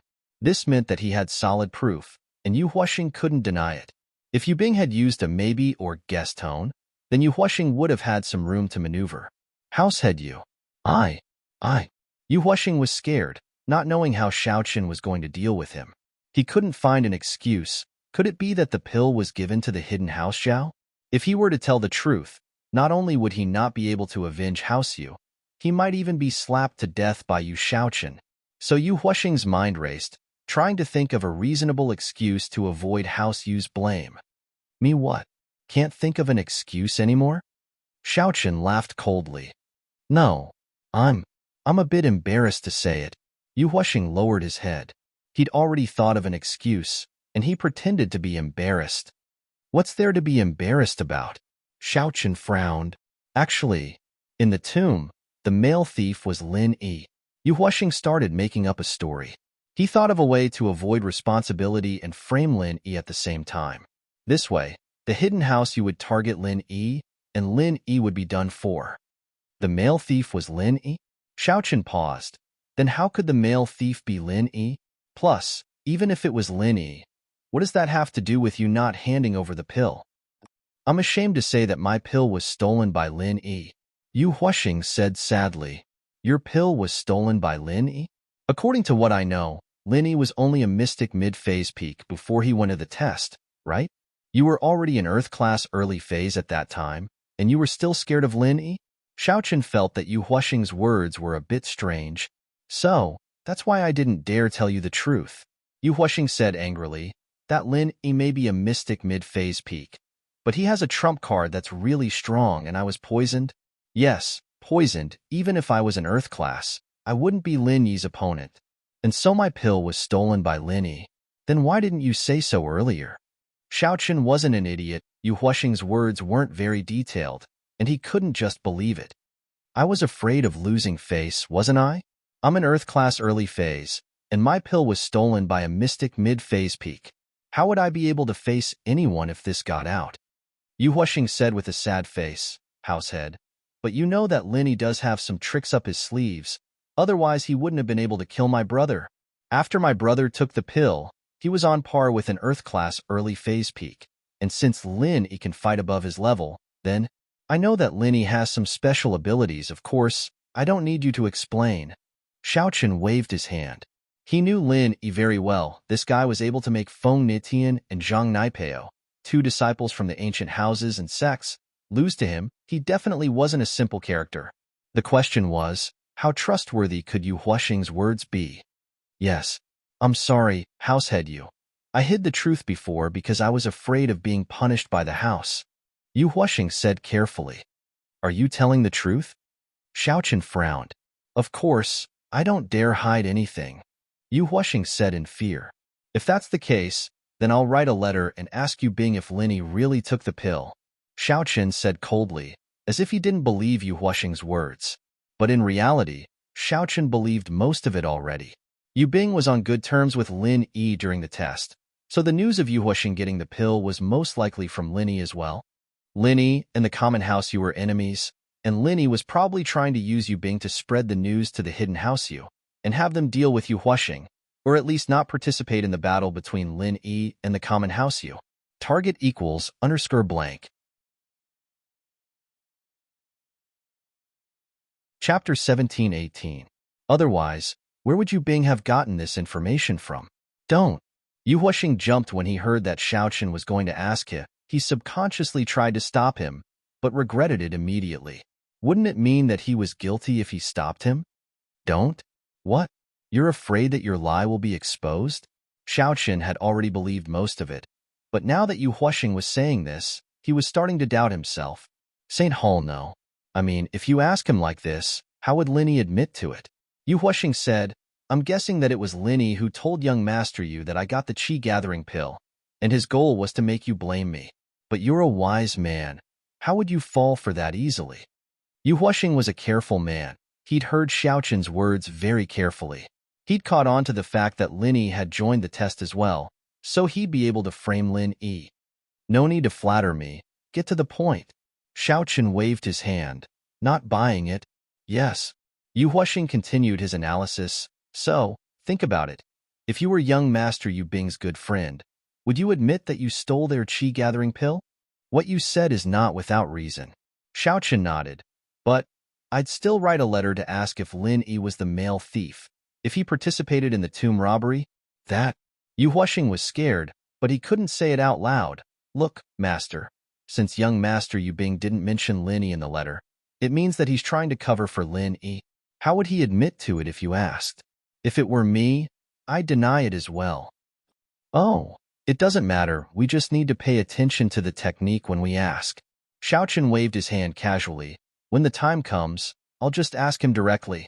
Why didn't he tell me that Lin Yi was a male thief and that he got the qi-gathering pill as well? Why did he hide the truth? I didn't explain in detail and pretended that I knew everything to reproach him. That? Yu Huaxing was a little helpless. He had no reason to argue anymore.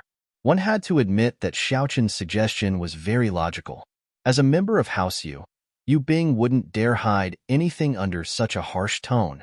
But if Yu Bing really didn't know anything, no matter how much he blamed him, no matter how much he pretended to know everything, Yu Bing wouldn't admit it. Therefore, Yu Huaxing was worried that he had said it on the spur of the moment.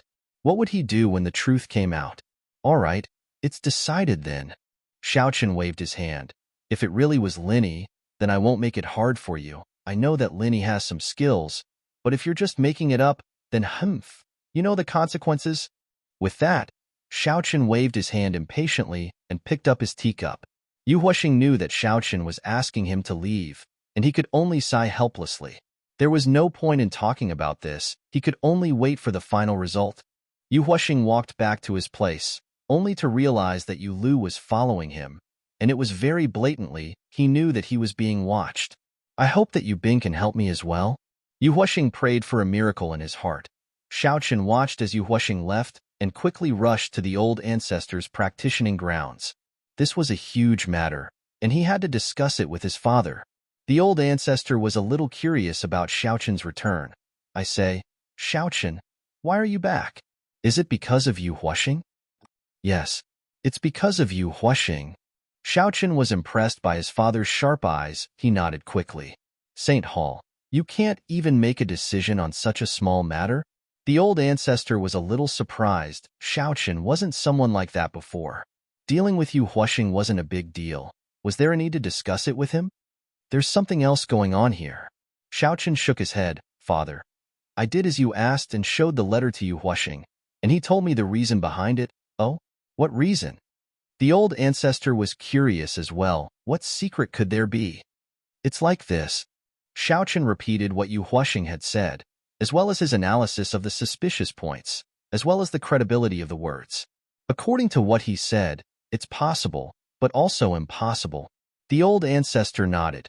Writing a letter and asking is the right thing to do. You can make the decision yourself, just tell me the result. It's not a big deal. Yes, I'll write a letter and ask now.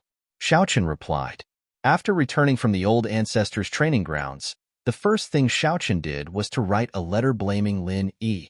Of course, he didn't go into the details, but he used an affirmative tone to say that he knew that Lin Yi had participated in the tomb robbery and that Lin Yi had gotten the qi-gathering pill. Why didn't Yu Bing report this? As for the details, Xiaochen didn't mention anything. This was also because he didn't want to expose himself. If Yu Bing really did have something to hide, he'd definitely give an explanation after reading this letter. He wrote too much, and it felt like he was trying to cover something up. After writing the letter, Xiaochen walked quickly to his daughter's room. Xiaochen was an Earth-class late-phase peak, and if he didn't make any noise, Yuning wouldn't be able to hear anything.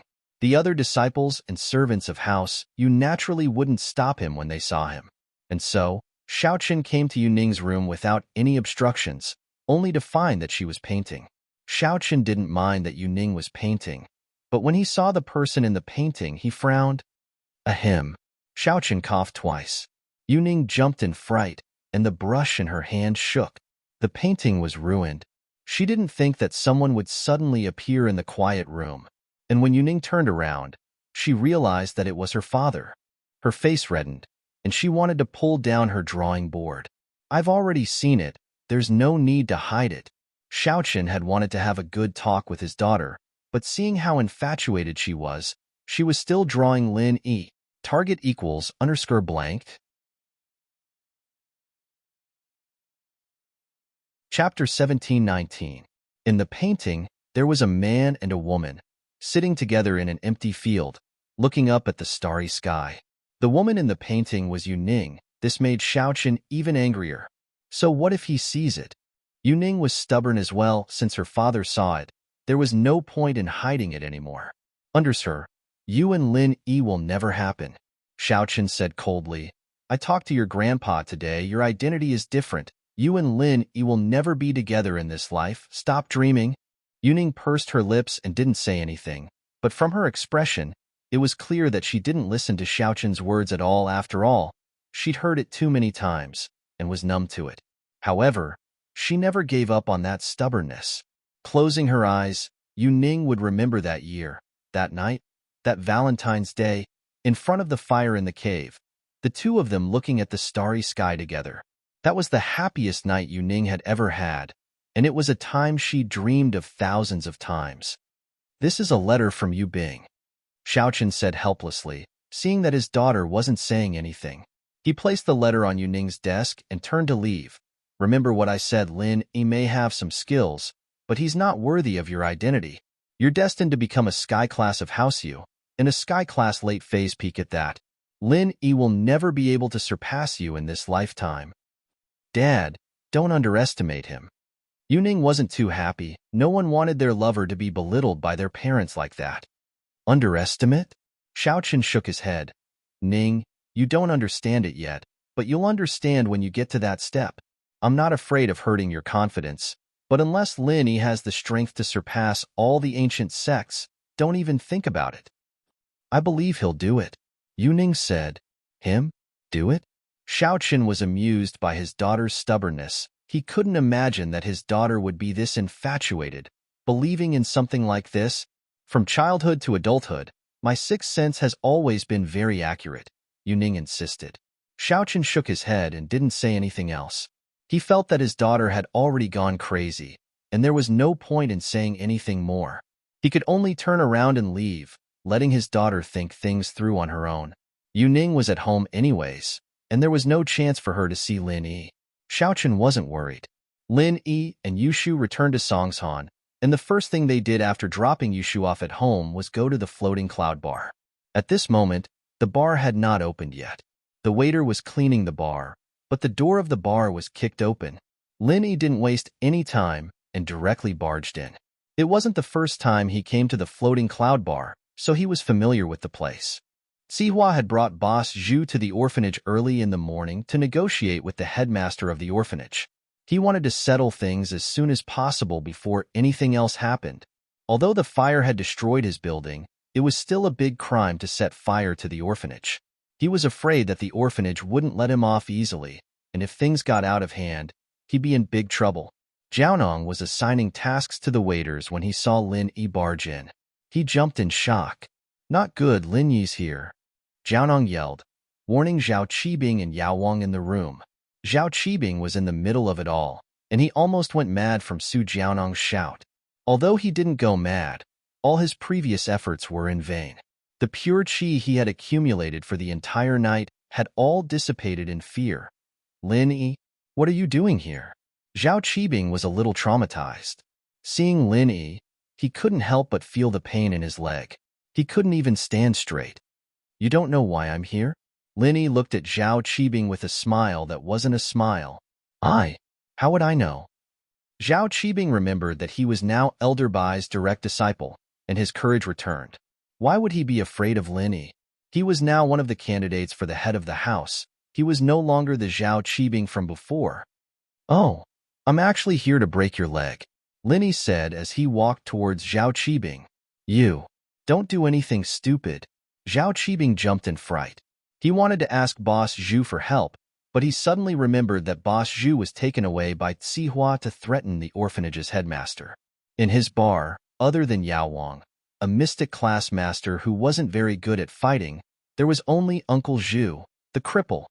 It's fine if I don't do anything stupid. You burned the orphanage, right? Lin Yi asked. Me? How is that possible? My building has been burned down. How can I be the one who burned it?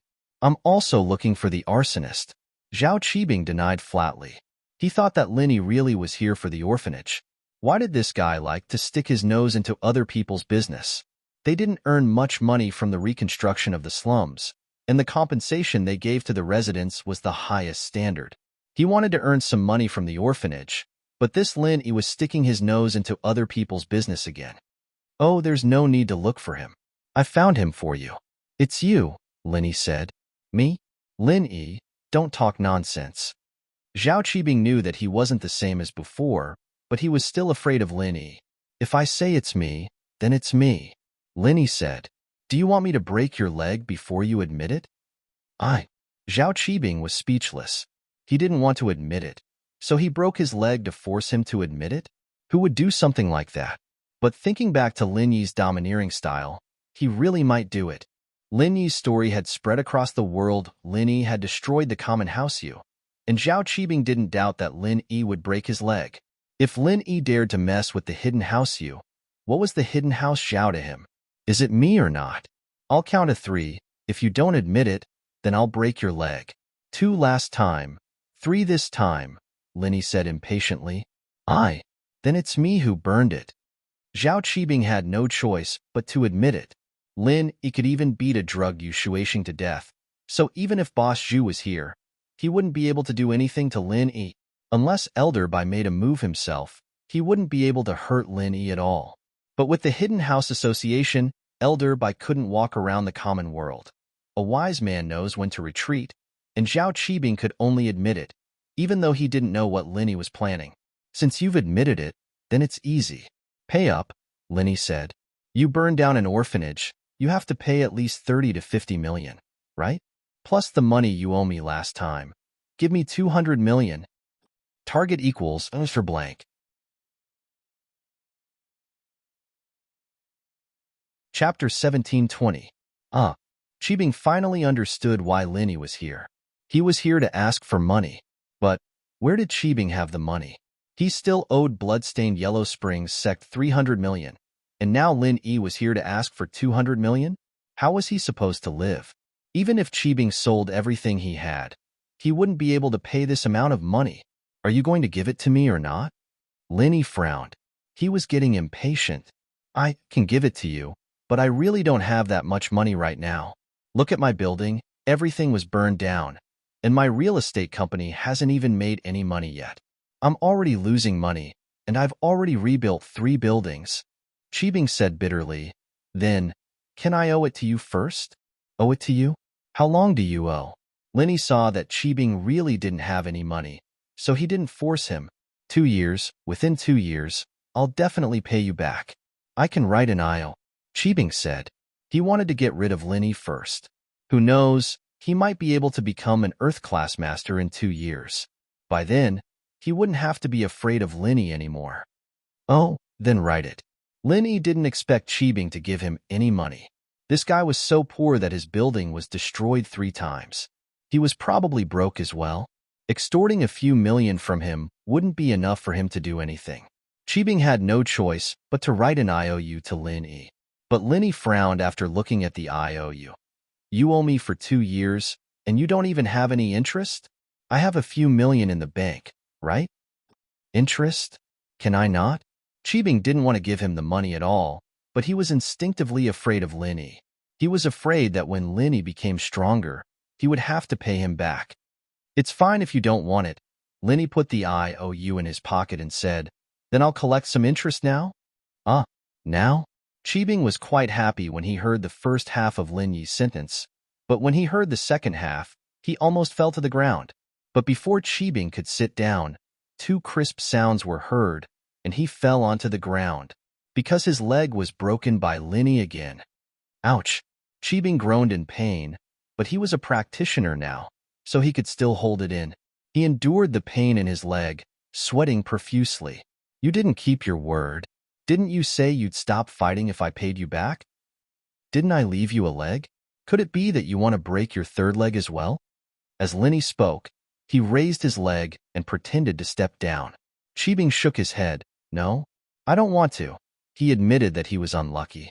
Now that he met Lin Yi, he really couldn't do anything. But he swore in his heart that one day, he would torture Lin Yi to death. He wanted to break every bone in Lin Yi's body and let him have a taste of this pain. I'll burn this bar down for you. If you dare to put it out, I'll burn it down in the middle of the night. If you can't escape, then don't blame me for not reminding you. As Lin Yi spoke, a flame appeared in his hand. He casually threw it on the wooden decorations of the bar, and it lit up in flames. Lin Yi, on the other hand, turned and walked out of the bar. After Lin Yi left, Su Jiaonong, who was hiding at the side, ran over. Master Bing, what do we do now?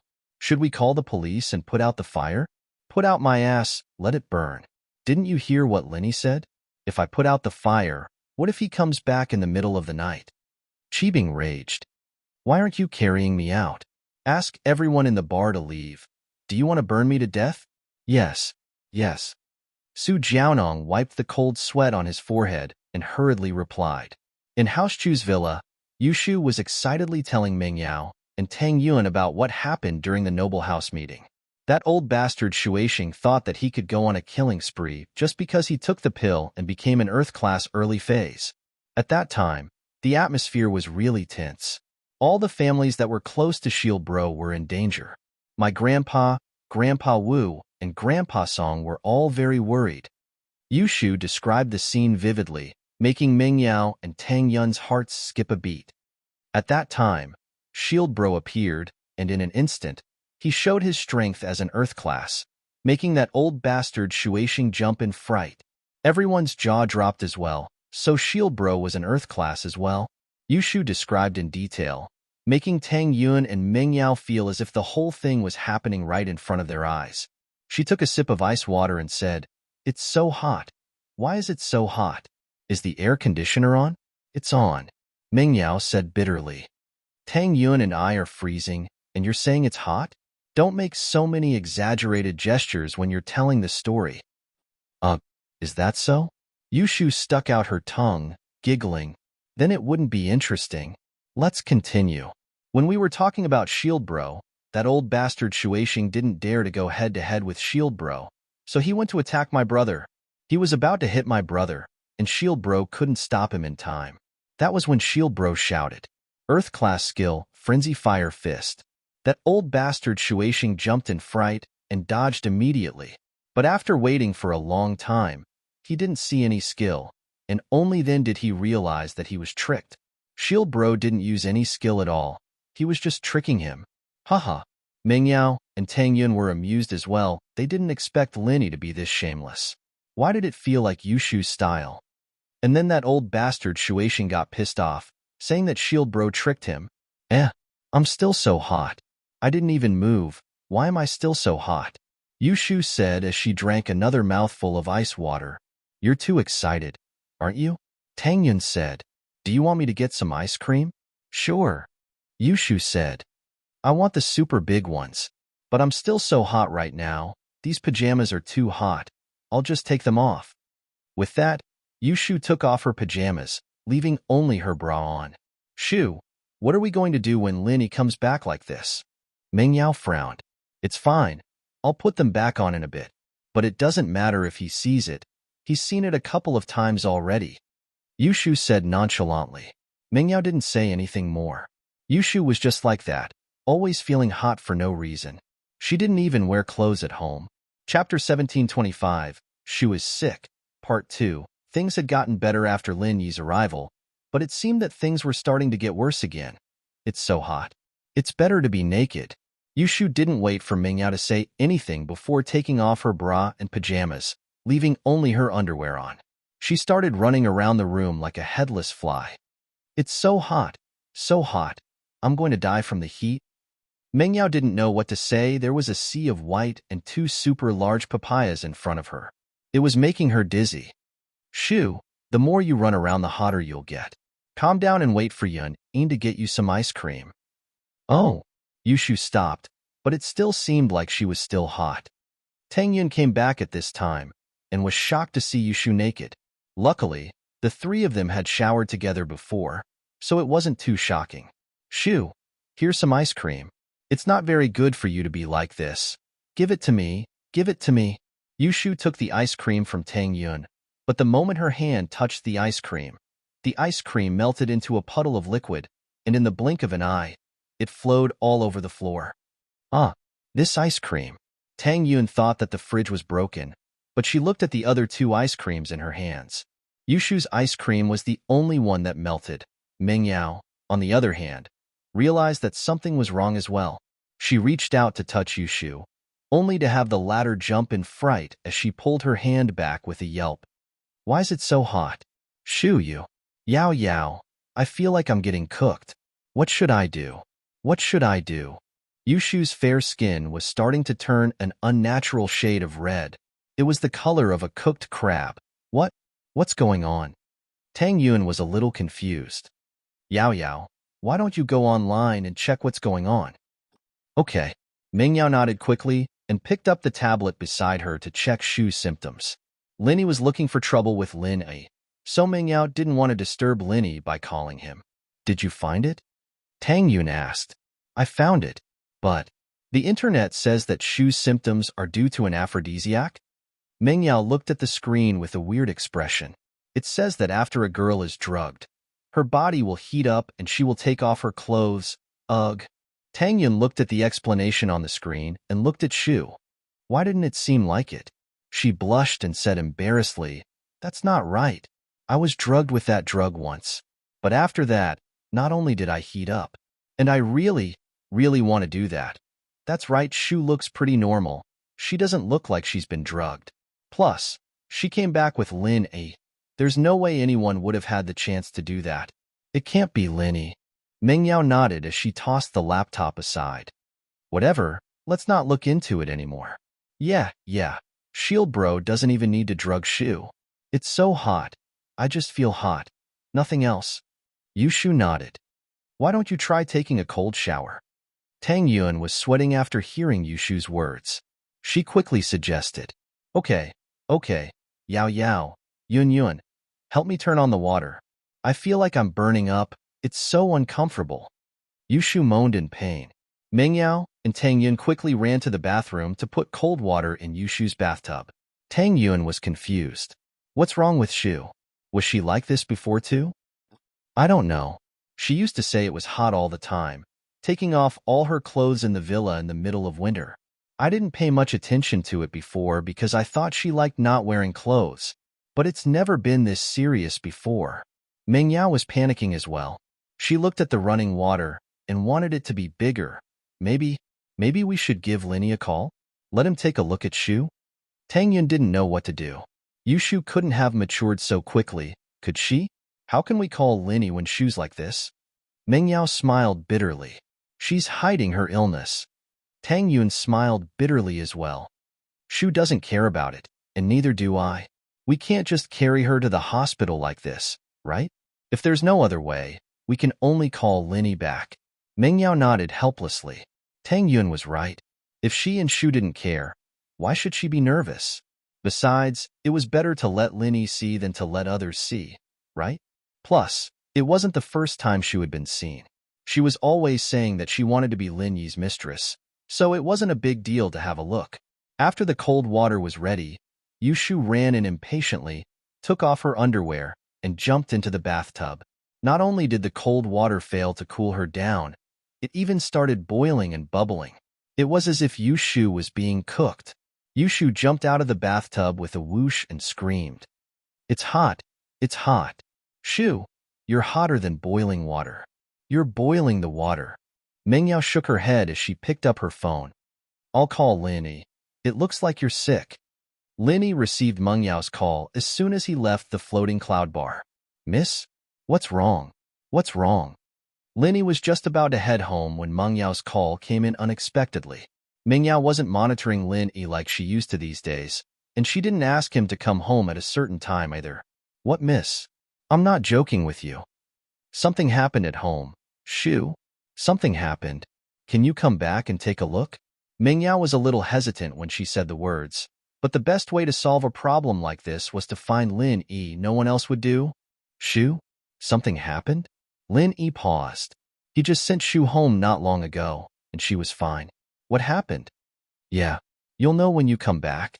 I don't know how to explain it. Her whole body was hot.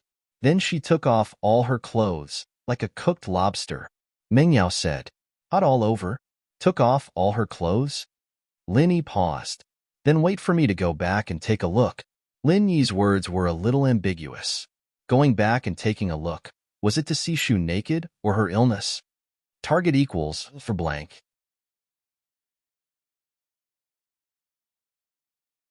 Chapter 1721. Chapter 1726, Shu is sick, Part 2. Chapter 1726, Shu is sick, Part 2. Mengyao was a little embarrassed, but when Linny hung up the phone, she realized that she was thinking too much. Linny sped up the car and rushed back to the villa. Linny opened the door himself, and Mengyao and Tang Yun were standing at the bathroom door, each holding a water gun to spray Yushu's body to lower her temperature. The flowing water was better. Although it would boil instantly, it absorbed most of Yushu's body temperature. Linny went upstairs and heard the sound of water in the bathroom. He hesitated and asked at the door, Can I go in? Linny, you are back. Tang Yun quickly opened the door. Hurry up and check on Shu. She can't take it anymore. Linny saw the scene in the bathroom and was shocked. Tang Yun and Mengyao were spraying water on Shu's body, but when the water touched Shu's body, it seemed to boil instantly, making a sizzling sound and emitting steam. It was like she was in a sauna, but the steam was made by Shu herself. What happened to her? When Linny sent Shu back, she was still fine, but after going out for a walk, she became like this. Lin Yi didn't have time to admire Shu's body because her whole body had turned red. We are not sure. She told us about your experience at the noble house meeting, and then she said it was hot, so she took off her clothes, and then it got hotter and hotter. Meng Yao quickly explained what happened. I did. Lin Yi braved the water gun and walked to Shu's side. Just when he put his hand on her wrist to feel her pulse, Lin Yi subconsciously pulled his hand away, and Lin Yi gritted his teeth. Lin Yi glanced at his hand. It was covered in blisters. The temperature was at least 100 degrees Celsius, but what puzzled Lin Yi was that Shu didn't seem to be burned. Although her body was red, it didn't cause any big problems. If it was an ordinary person, they would have been burnt to death. Lin Yi activated the art of dragon mastery and quickly healed his burn wounds. Then, he used his chi to protect his hand and went to feel Shu's pulse. Shield bro. I'm so hot. Can you carry me to the ice palace to keep me company? I'm dying, Yushu said, panting. Lin Yi did not reply. Instead, he frowned deeply. Inside Yushu's body, Lin Yi didn't find anything wrong with it. It was like a normal person, but there was an inexplicable heat. You didn't find anything wrong with you? Shu doesn't seem to be sick. Lin Yi shook his head and said, What's going on? It's a little similar to Xiao's. Xiao's body is extremely cold, and yours is extremely hot. But there are no other symptoms? Shu isn't sick. Meng Yao was shocked. Then you guys maintain it for a while. I'll call my old man and ask him if he has seen something like this. Lin Yi had no choice but to ask old Lin for help. Lin Yi quickly went out of the bathroom. In the bathroom, Lin Yi felt unbearably hot, and he was covered in water as if he had just taken a sauna. Lin Yi took out his phone and wanted to call old Lin, but his phone was soaked in water. He couldn't use it at all. Lin Yi quickly ran downstairs and used the landline in the living room to call old Lin. You're calling me again so soon?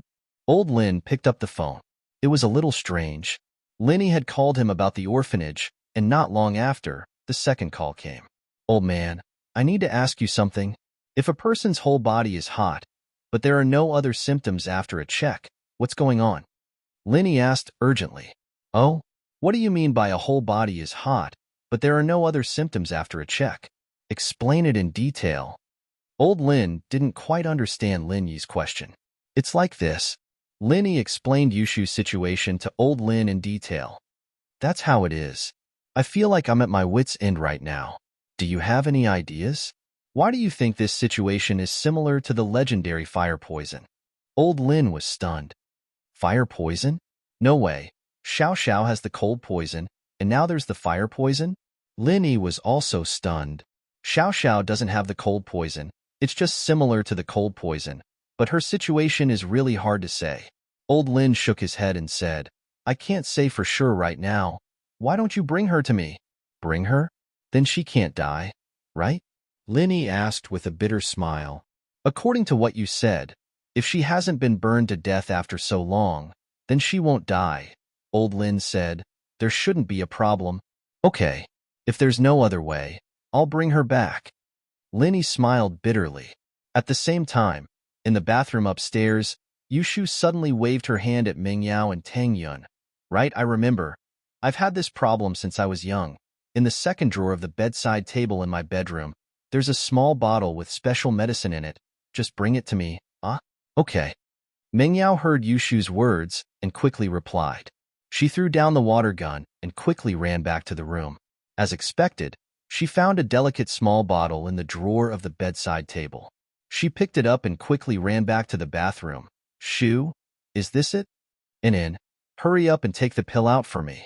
Yushu looked at it, nodded, and said hurriedly, Okay. Meng Yao nodded and opened the small bottle. There was a pill inside. Is this it? Why does it feel like it was licked by someone? Did the sugar on the outside melt? Oh, maybe it was sprayed by Yun's sis water gun. Give it to me. Yushu opened her mouth. Meng Yao remembered that this was the life-saving pill Yushu was waiting for. She didn't dare to ask any more and quickly threw the pill into Yushu's mouth. Yushu swallowed the pill, and after a while, she suddenly shivered and shouted, Wow, it's so cold. Turn off the water valve. I'm freezing to death. Ah. Tang Yun paused. but saw that Yushu's skin color had returned to normal. She quickly turned off the water valve and said, "You're okay?" Yes, I'm freezing to death. I need a towel to wipe myself." Yushu nodded. "I'm freezing to death. I'm freezing to death." Hashtag, you can see or target equals underscore blank.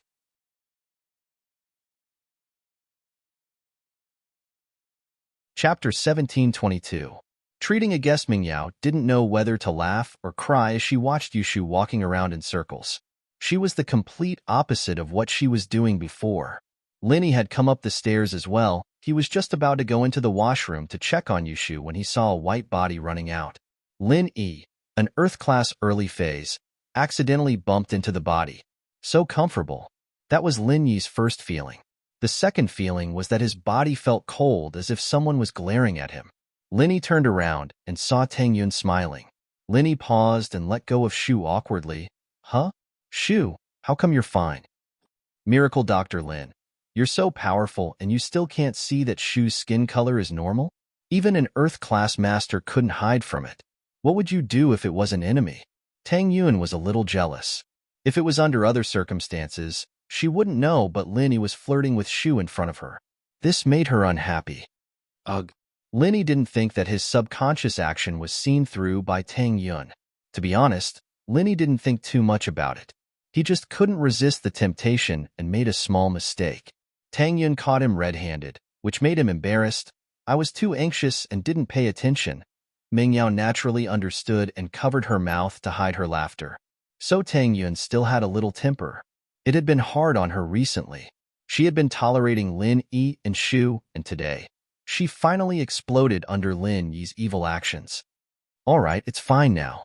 Tang Yun was just pointing it out. If she didn't let it go, not only would it embarrass Lin Yi, but it would also make Mingyao look down on her. So Tang Yun only warned Lin Yi. Shu ran to the bedroom to wipe her body. Lin Yi laughed dryly and said, How did she recover?" "I'm not too sure, but Shu said that it's an old problem of hers.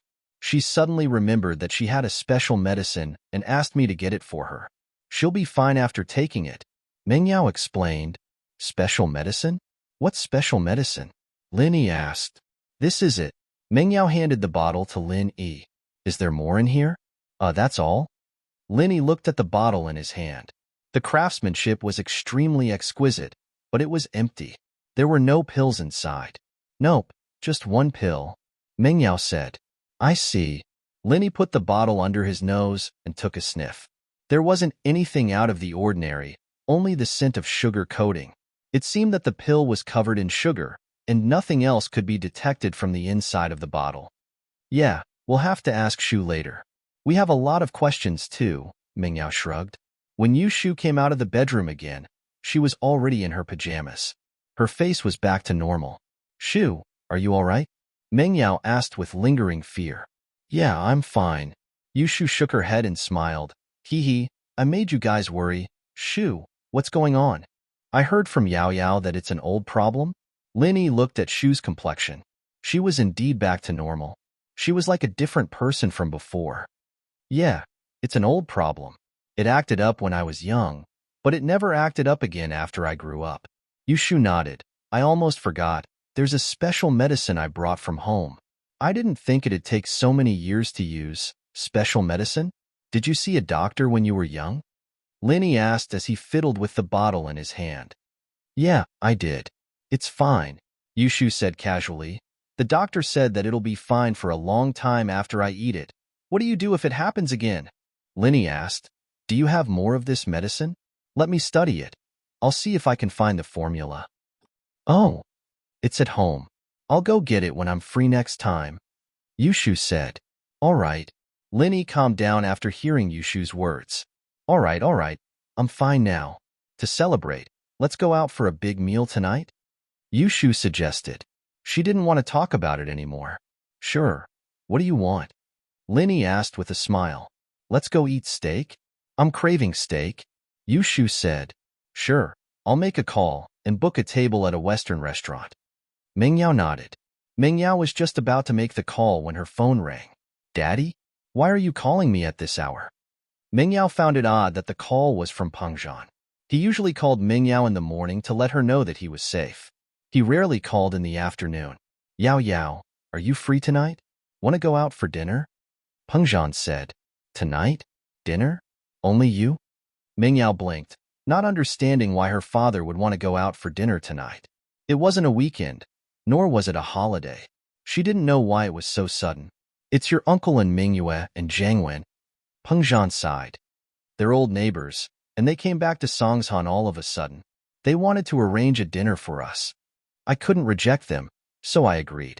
Peng Zhan actually liked Jiangwen quite a bit at first, but after Housen moved away, the two families only worked together in business.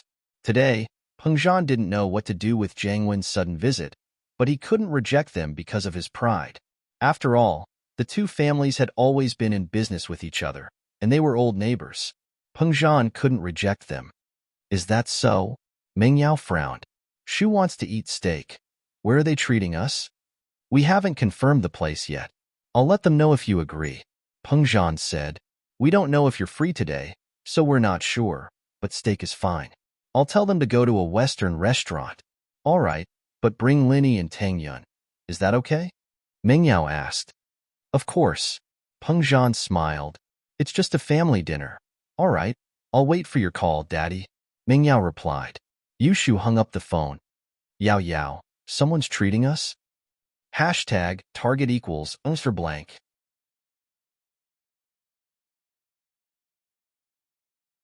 Chapter 1723. Chapter 1728. Sending flowers, it's Jiangwen and Uncle. Ming Yao frowned. Dad couldn't reject them.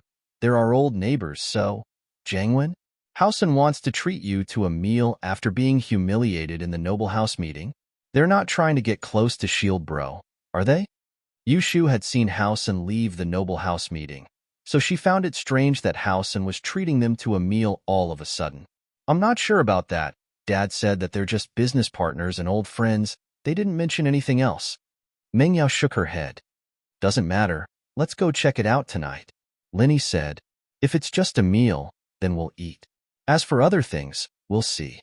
Soon, Peng Zhan called again, confirming the restaurant. It was a comprehensive buffet restaurant with different cuisines from different countries.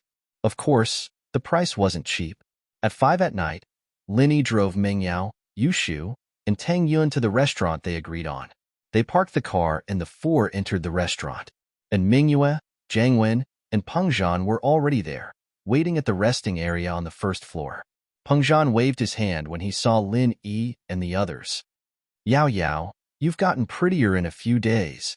Jiangwen smiled as he took out a bouquet of flowers from somewhere and handed it to Ming Yao. Really? I haven't been resting well these past few days, and I don't look well. You should get a pair of glasses. Ming Yao didn't care at all for Jiangwen's praises, nor did she care about the flowers. Jiangwen was a little awkward. He didn't know why Ming Yao didn't like him. Weren't they getting along well when they were kids? Why did they become so distant after they grew up? He didn't seem to understand Ming Yao at all. In fact, if he looked at it from another angle, he didn't understand Ming Yao, but Ming Yao didn't understand him either. How could Ming Yao know what he was doing in the dark? Ha, Yao Yao, you really know how to joke around. But even if you don't look well, you're still pretty. Jiangwen smiled as he raised the flowers in his hand. Fresh flowers with a beauty. For you. Give it to Linny. Ming Yao didn't want to accept the flowers. Jiangwen paused. He wasn't gay, so why would he give the flowers to Lin Yi? But before he could react, the flower in Jiangwen's hand was already in Lin Yi's. Lin Yi divided the flowers into 3 portions and gave them to Tang Yun, Ming Yao, and Yushu. For you guys. Thank you. Ming Yao happily accepted the flowers from Lin Yi, and Tang Yun and Yushu happily accepted them as well. Jiangwen gritted his teeth in anger, but there was nothing he could do. Let's go. I heard that Shu wants to eat steak, so I booked this buffet restaurant. The steak here is very authentic, and there are many snacks from all over the world. When they entered the restaurant, Jiangwen swiped his card. There was a total of 7 people eating, and it cost more than 20,000 yuan. The cost here wasn't low, and it wasn't lower than those high-class hotels. And that didn't include the drinks. If they wanted red wine, they would have to pay separately. The restaurant was very big, and there weren't many customers. The environment was very elegant, and there were small booths and private rooms. There was even a bar counter for customers to choose from. Old friend, we've been doing business together for a long time, but it's been a long time since we sat down and drank together like this. And Mingyue smiled. Let's sit at a table, and let the kids sit at another table. We won't disturb each other. Haosen's actions this time surprised Lin Yi. The two didn't seem to have any awkwardness like they did at the Noble House meeting. It was as if the Noble House title didn't mean anything to Haosen, and they really did treat Pengzhan this time to reminisce about the past. After all, the father and son didn't have the slightest intention of getting on Lin Yi's good side. This made Lin Yi sigh in relief, but at the same time, he was confused. Lin Yi was afraid that Mingyue would ask Pengzhan for them to join the practitioners' union. If Pengzhan really did ask, Lin Yi wouldn't be able to reject him. But now, that worry was gone. But the two's actions made Lin Yi feel strange. Could it be that Mingyue and Jiang Wen really didn't care about the Noble House title? Or did they have something else to rely on? As he was thinking, Jiang Wen smiled at everyone. Let's sit here. Don't disturb the elders. With that, Jiang Wen pointed at a rather large open booth not too far away. This booth was for 6 people, meaning that only 3 people could sit in a row. Jiang Wen's arrangement meant that he wanted to sit next to Meng Yao. After all, Lin Yi and Tang Yun were a couple, and they couldn't be separated. Between Meng Yao and Yu Shu, one had to sit next to him. But as far as he was concerned, Yu Shu would either sit next to Lin Yi or Meng Yao. There was no way she would sit alone next to him. Meng Yao, naturally, understood what Jiang Wen was thinking. But in this restaurant, it was either a 4 or 6-person table. If there were more people, they would have to go to a small room. Pengzhan and Mingyue weren't with them, so it wasn't appropriate for them to go to a private room. Hence, a 6-person booth was the best choice. But when they got close to the booth, Meng Yao said, "We girls can sit on one side. You guys can sit on the other side?" Lin Yi didn't mind, but Jiang Wen was pissed. It took him so much effort to come up with such a good idea, and it was ruined just like that. But he couldn't say no right now. It'd look like he had bad intentions if he did. Sure, it doesn't matter where we sit. The most important thing is to eat. The food here is good, and there are snacks from all over the world. They're all very authentic. I've been here once, so let me be your guide, Jiang Wen said as he picked up his plate like a gentleman. Jiang Wen, your Haosen doesn't seem to be affected?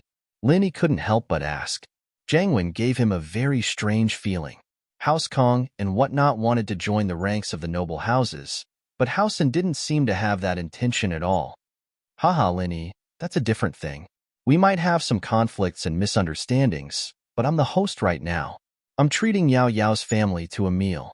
Give me some face and let's not talk about this for now, Jiang Wen said with a carefree smile. Hashtag target equals Mr. Blank.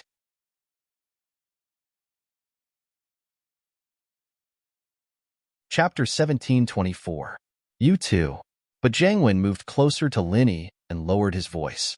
In fact, noble houses and whatnot don't really have much use for us, and our business is half black and half white, and keeping a low profile is the right thing to do. Conflict? Misunderstanding? I almost lost my kidney? Lin Yi said expressionlessly as he looked at Jiang Wen. I'm a victim too. I lost a kidney too. Jiang Wen smiled bitterly. You can't blame me. Lin Yi smiled faintly and didn't say anything else. Everyone knew what was going on, but Lin Yi had offended too many powers, and he didn't want to go against Jiang Wen right now. Otherwise, Lin Yi wouldn't have come to this dinner. Jiang Wen's firewolves were something that even Faubert didn't want to talk about. Evidently, they had a very strong background. Lin Yi would be an idiot to mess with a super gang like that. The group brought their plates to the buffet area. Since it was a buffet, they could choose how much they wanted to eat and what they wanted to eat. Jiang Wen started introducing the food along the way. This is the Korean cuisine area. Yao Yao, what do you want to eat? I'll get it for you.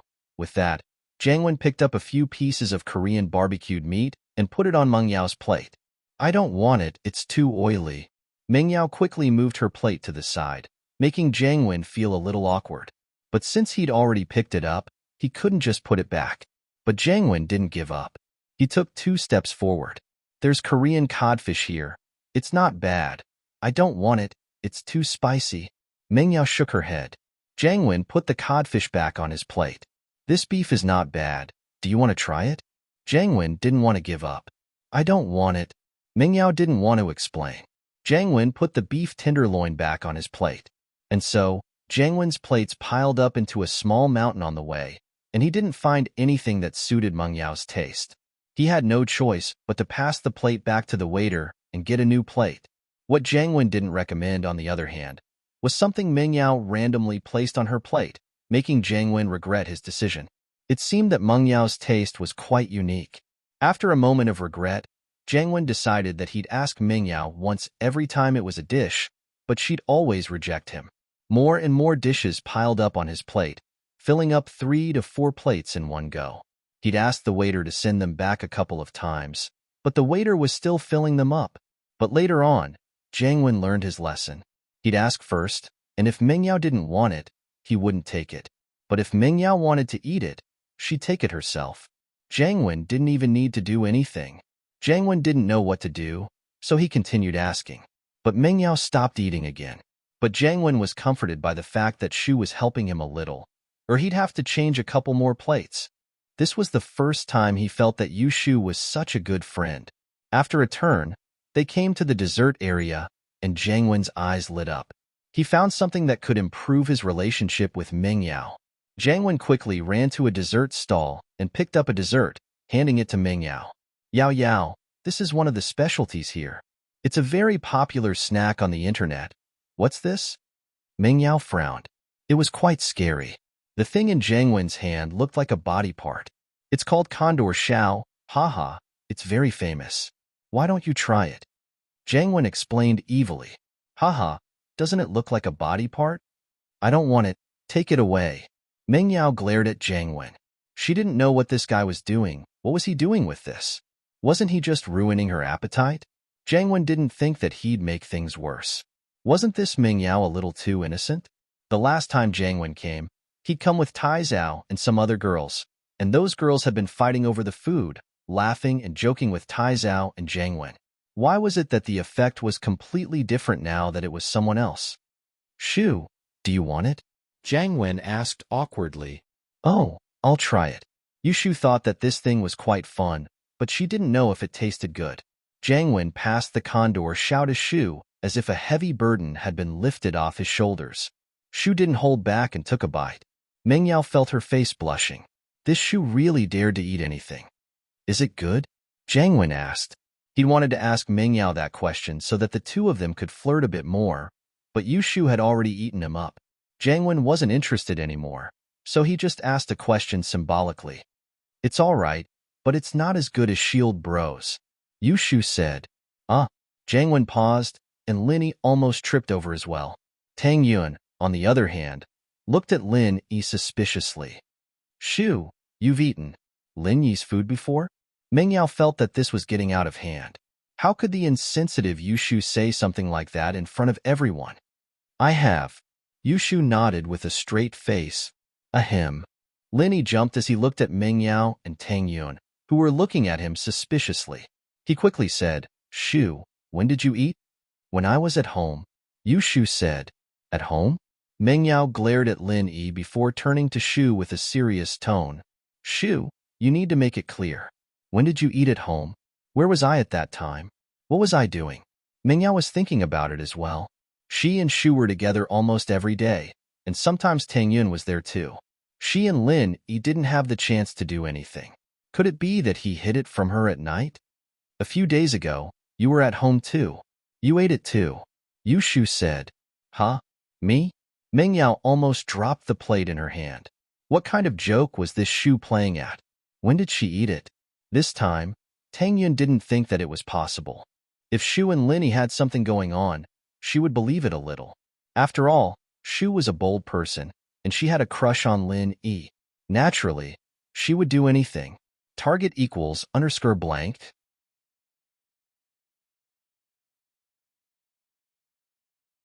Chapter 1725. But Meng Yao was a person with strong principles. She wouldn't go along with Yu Shu, would she? Yeah, you ate it too. Yu Shu nodded. What did I eat? What did I eat? Meng Yao raged. Shu, what are you talking about? I'm not talking about anything. Shield Bro made us some snacks last time, and it was much better than the ones here. Didn't you eat a lot too? Yushu said innocently. Ah, Meng Yao blinked. She didn't know if she should laugh or cry. Was she thinking too much, or was Shu doing it on purpose? She blushed. She almost misunderstood Lin Yi. Oh, I know, Yao Yao, you're thinking the wrong thing. You must be thinking that it's the same thing you and Shield Bro did in the cave. Yushu blinked. What did I do in the cave? I was just helping him suck out the poison. Meng Yao quickly explained, afraid that Tang Yun would misunderstand. Jiang Wen was a bit troubled. He didn't get to flirt with Meng Yao, but Lin Yi got to flirt with these people instead.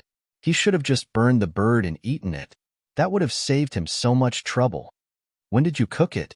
Why didn't I eat it? Tang Yun kicked Lin Yi lightly. Holy Hall Lin Yi smiled bitterly at Tang Yun. Next time, I'll cook it for you alone. I'm not eating it. Tang Yun felt that Lin Yi's words were a bit ambiguous. Haha. Lin Yi smiled. I said the fire, not the bird. I won't eat anything. Tang Yun said. All right, let's go have a look. There seems to be steak that Shu likes. Jiang Wen made 5 to 6 plates of food for himself. He didn't have the mood to ask Meng Yao about it anymore. Everyone picked up the food and went back to their seats. Yushu started digging in while Meng Yao and Tang Yun ate like a gentleman. Lin Yi was the same as Yushu, sitting there and eating. Lin Yi didn't care about other people's eyes at all. Tang Yun and Meng Yao smiled bitterly as they watched Yushu and Lin Yi eating at each other's throats. These two were really a couple. They didn't care what other people thought of them no matter where they went. Shield Bro, this is delicious. It's not as good as your cooking, but it's not bad. Yushu gave Lin Yi a piece of grilled steak. Hee hee. Lin Yi laughed and stuffed it into his mouth. Takitara Jiangwen was a little disdainful, but in his heart, he was still a little wary of Lin Yi. He wanted to mock him, but he didn't dare. Hao Sen's backing was much stronger than Lin Yi's. Even those hidden noble houses were nothing in front of the firewolves. But the relationship between Hao Sen and the firewolves was only a guess. Most people thought that Hao Sen was just a normal businessman, and they were in between the black and the white. Jiang Wen couldn't just bring up the firewolves, so he could only bear with Lin Yi for now. Remembering the purpose of this meal, Jiang Wen turned around with a smile and looked at Meng Yao. Yao Yao, why do I feel like we've become so distant? Although some of my actions before might have displeased you, I actually like you. I want to pursue you. You didn't dislike me when I tried to please you before, right? It's different when we were young. Meng Yao looked at Jiang Wen and sighed. Jiang Wen bro, we're all grown up now. We're mature, and we should think more rationally. I've said it before, I've always treated you like a big brother. What you're doing won't end well? Hee hee, there's a saying, sincerity can open metal and stone. I believe that through my hard work, I'll be able to change your impression of me. Jiang Wen said. If what I did before made you uncomfortable, then I'll apologize. I'm sorry. It's fine. Meng Yao didn't say anything else after hearing what Jiang Wen said. Haha, and Lin Yi, I might have been targeting you before. I know now that you and Yao have nothing to do with each other. I'll still need your help in the future. Jiang Wen said. Oh, that's not a problem, but you have to pay me. I'm helping you with the information. I can't just do it for free, can I? Lin Yi agreed quickly. Of course, of course. Jiang Wen laughed. He thought that Lin Yi wasn't afraid of lowering his image in Meng Yao's heart, but this only confirmed his suspicions that Lin Yi and Meng Yao had nothing to do with each other. Jiang Wen was a little embarrassed and angry about the Condor fire, but after thinking about it, he realized that Shu might have something going on with Lin Yi, but Meng Yao definitely didn't. This made things easier. He liked Meng Yao, and he wouldn't take Yushu even if she gave it to him for free. Oh, then give me 3 to 5 million first. Lin Yi said. You know my account number? 3 to 5 million? Jiang Wen paused. This Lin Yi was too much, wasn't he? He was just brushing him off casually, and he was really asking for money? Besides, what did he think he was doing? 3 to 5 million? No way. Jiang Wen bro, do you think 3 to 5 million is too much? Yao Yao is a miss from a rich family, and if you're stingy and marry her in the future, she'll have to suffer. You can't be that poor, can you? Yushu knew that Lin Yi was asking for money for the orphanage, so naturally, She cooperated. She and Ming Yao had already donated all their pocket money to the orphanage, so she couldn't help Linny much. Naturally, she would help Lin Yi trick Jiang Wen. No, I mean, it's too little. Jiang Wen thought to himself. Fuck, I've earned a lot of money recently, but I've also given a lot to the firewolves. 3 to 5 million wasn't a small amount, and the problem was, this wasn't a problem that could be solved with just 3 to 5 million. Jiang Wen could only put on a sad face. Don't say 3 to 5 million, just 5 million. Isn't 5 million still 3 to 5 million? Isn't that a lot? Yushu asked. Jiang Wen's heart was filled with hatred. Fuck you. I'll let you be happy for now. Once I'm done with that thing, not only will House Chu's wealth be mine, but Ming Yao will be mine too. But on the surface, he smiled. Haha, you're right. 8 million it is then. That's more like it. Yushu nodded. When are you giving it to me? I'll make a call to transfer the money now. Haha, I'm a man of my words. This is just a small amount. Jiang Wen laughed. Jiang Wen was afraid that Yushu would say something else, so he quickly made the call. At the same time, Linny received the message that the money had been transferred. Target equals for blank.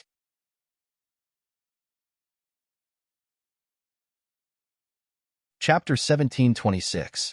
But Ming Yao said coldly after the transfer was done, You black sheep, spending so much money just to pick up girls? Or to scout for information? Whoever marries you will be pissed to death. Wah. Jiang Wen paused, realizing that Yushu and Ming Yao were messing with him. Maybe Ming Yao didn't mean to mess with him, but she just happened to be helping Yushu and Lin Yi. Holy Hall, however, Meng Yao's actions made Jiang Wen very angry. He swore in his heart that he would get his hands on Ming Yao no matter what. He had to make sure that she would be on his side. Lin Yi and Yushu, on the other hand, ate quite a bit. Tang Yun and Ming Yao, on the other hand, only tasted a little. Jiang Wen, on the other hand, didn't eat much at all. Lin Yi and Yushu had already made him lose his appetite.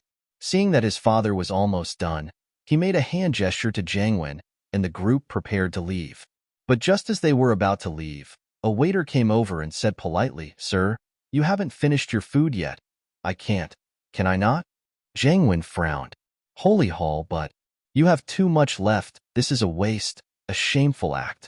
The waiter explained. How much? I'll pay you. Jiang Wen waved his hand impatiently. He would have lost his temper long ago if Ming Yao wasn't here. Sir, it's not a matter of money. You can leave if you don't want to finish your meal, but our cameras have already recorded your image. You will be displayed on the display board in the restaurant for a week as the subject of the shameful list. The waiter explained. Fuck. Jiang Wen couldn't take it anymore. I'm spending money to eat. Why would I be on the shameful list? Sir, this is a rule of the shop. It's a warning and punishment to customers who waste their food. We wouldn't pursue it if you only had a little left, but you have 6 plates of food left, and you haven't even finished? That's a bit too much. The waiter said politely. Jiang Wen was speechless. Brother Jiang Wen, she's right. We need to be thrifty and not extravagant. If you're so wasteful, who would want to marry you in the future? Yao Yao Sis is a thrifty person. Yushu chimed in. I'll eat it before I leave. Okay? Jiang Wen was furious, but he could only sit back down. You guys leave first. I'll sit here and eat slowly. That's for the best. The waiter nodded with a smile. And so, Linny left with Ming Yao, Yushu, and Tang Yun. And Ming Yue, on the other hand, had wanted to leave with Peng Zhan, but frowned when she saw that Jiang Wen was in trouble. She said to Peng Zhan embarrassedly, Looks like Jiang Wen's appetite is pretty big. Haha, old friend Chu, you'll have to go first. I'll wait here for a bit. I'll go to your company tomorrow to discuss the details. That's not a problem. I'll be leaving first then. See you tomorrow, old friend, and Peng Zhan nodded with a smile. The two seemed to be having a good conversation, as if they were back to their old friendship. Peng Zhan, Lin Yi, and the others walked out of the restaurant together. Ming Yao was confused when she saw Peng Zhan's red face. Daddy, you seem to be having a good conversation with that unclein? Yeah, your unclein is planning to invest in a big project in Songshan, and he invited me to participate in it. Peng Zhan said excitedly. Our group's development has reached a bottleneck. It's easy to maintain our performance, but it's hard to expand. If your Uncle An's project succeeds, our group will rise to the next level. Daddy, you want to work with Uncle An? Meng Yao frowned. Their family doesn't do any proper business, right? Haha, don't worry, Yao Yao. I know what I'm doing. I won't participate in anything illegal. We're talking about a proper business. There won't be any problems. Peng Zhan said. That's good. Meng Yao was just reminding him, but her father was saying that it shouldn't be a problem. After all, her father was a veteran in the business world, and he knew what he was doing. He was much stronger than Meng Yao. Lin Yi, on the other hand, wasn't too optimistic about the cooperation between Peng Zhan and Meng Yue. He had the same worries as Meng Yao, but Lin Yi didn't say anything after Meng Yao asked. He might be the second largest shareholder of Peng Zhan Industries, but he didn't really care about the company's business. As a result, he didn't want to interfere in the company's business. Peng Zhan wouldn't participate in a problematic business, so Lin Yi didn't interfere. I heard from Yao Yao that you're bringing her, Shu, and Tang Yun back to your hometown? Peng Zhan changed the topic and asked Lin Yi. Yeah, I plan to leave in a few days, Lin Yi said. Uncle Chu, is there anything I can help you with? It's nothing. I was planning to visit with you, but I've just finished a big project here, and I can't leave for a while. I'm sorry, Peng Zhan said apologetically. It's nothing. We're just going back for a vacation, Lin Yi smiled. But Uncle Chu, you should be careful of Housen. Since the conversation had come to this point, Lin Yi took the opportunity to remind her. Of course, Peng Zhan said. The cooperation with House and is something I've thought about. On one hand, we're old friends, and I can't let them go. On the other hand, I've seen this project, and it'll be very profitable if it succeeds. It'll bring Peng Zhan Industries to a higher level. That's good. Lin Yi didn't say anything. Peng Zhan was a veteran in business, and Lin Yi didn't know a thing about it. He could solve some problems with violence, but he didn't have much of a say when it came to business partnerships. In the parking lot, Lin Yi and Peng Zhan separated. Peng Zhan had Faubert pick him up, and Lin Yi drove back to the villa with Yao Yao and the others. He got 8 million from Jiang Wen today, and it was enough for the orphanage. As for the other funds, Lin Yi could think of other ways. Lin Yi wanted to borrow some from Peng Zhan, but he heard that Peng Zhan was going to do a big project today, and Lin Yi didn't mention it again. Target equals _blank.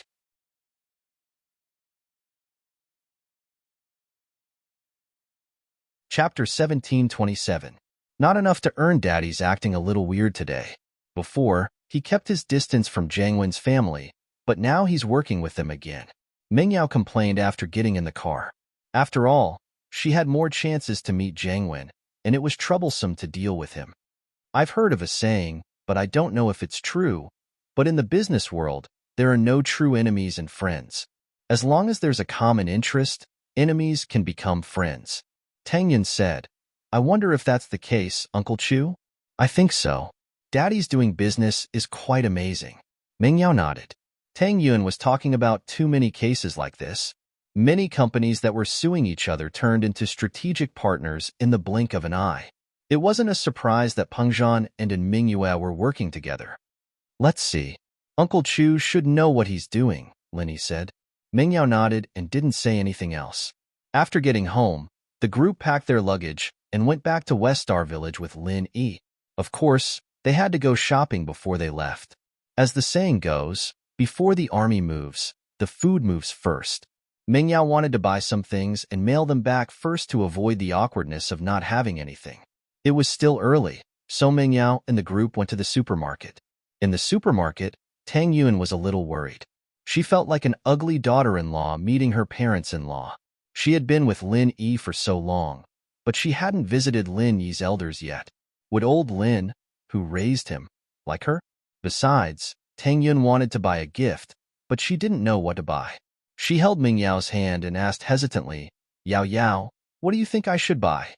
Although Lin Yi said that we don't need to buy anything, it's still a thought, right? If I really go to his house without bringing anything, will he think that I'm immature? Well, I'm definitely going to buy it, but I can't really tell you what to buy. I don't know what Grandpa Lin likes. Meng Yao said, a little troubled. I don't know what he likes.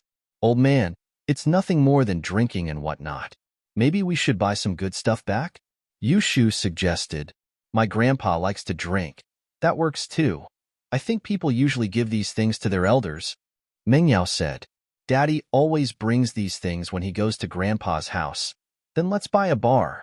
But what should I buy? Tang Yun hesitated, not knowing what to buy. Why don't we ask Lin Yi? He knows us the best. Mingyao couldn't make up her mind. Lin Yi didn't go shopping with the girls, leaving the bodyguard role to Wu Chuntian, who had just returned to Songshan. He himself went to the orphanage's place of residence. This was an old-fashioned residential area, very similar to the place where Qianxi's family lived. The top floor of each building was the kind of six-story attic room. Although it looked like a duplex, in fact, because these buildings were built for too long, the condition of the top floor was very poor. Leakage was common, and the landlord, because the rent was cheap, would not be responsible for maintenance. Lin Yi couldn't help but shake his head when he saw this condition. It was really hard on these kids, and that miser, Yu Xiaoka.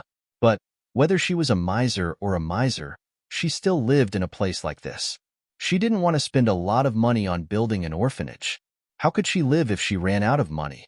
Sihua and Boss Xu came to a simple agreement with the dean of the orphanage, exchanging a piece of land that was 5 times bigger than the orphanage's land.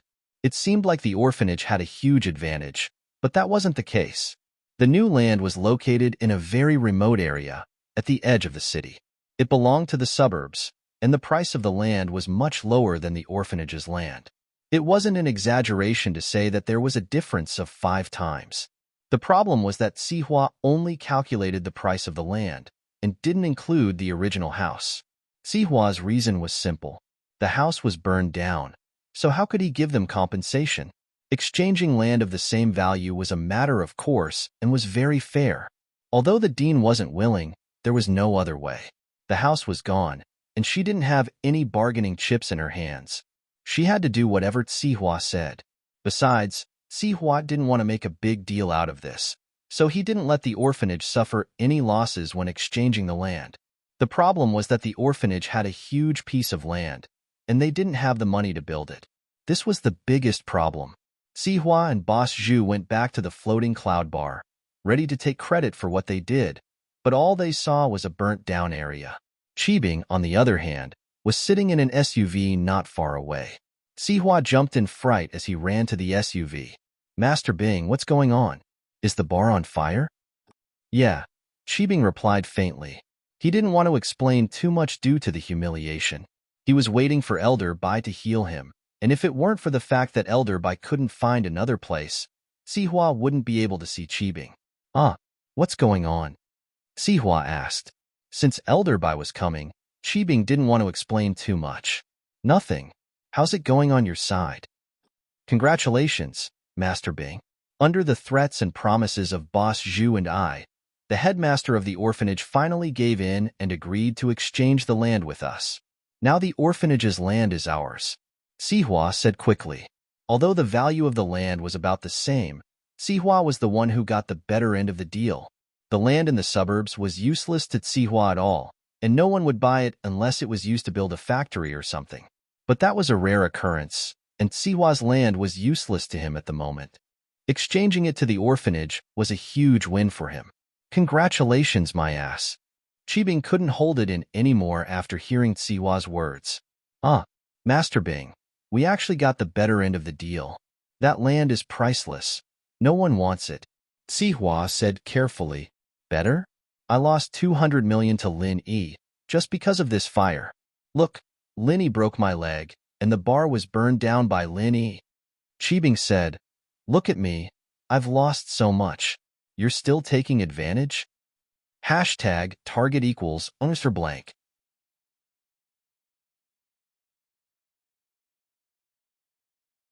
Chapter 1728.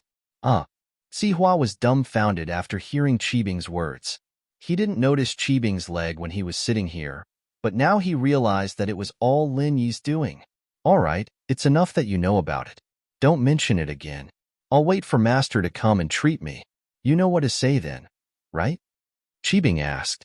Chapter 1734. I know, Master Bing. I'll take responsibility for this myself. You're an innocent victim, Sihua said with a serious face. And not bad. Qibing nodded in satisfaction.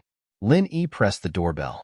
Ken was the one who'd given him the address, but he wasn't sure if it was correct or not.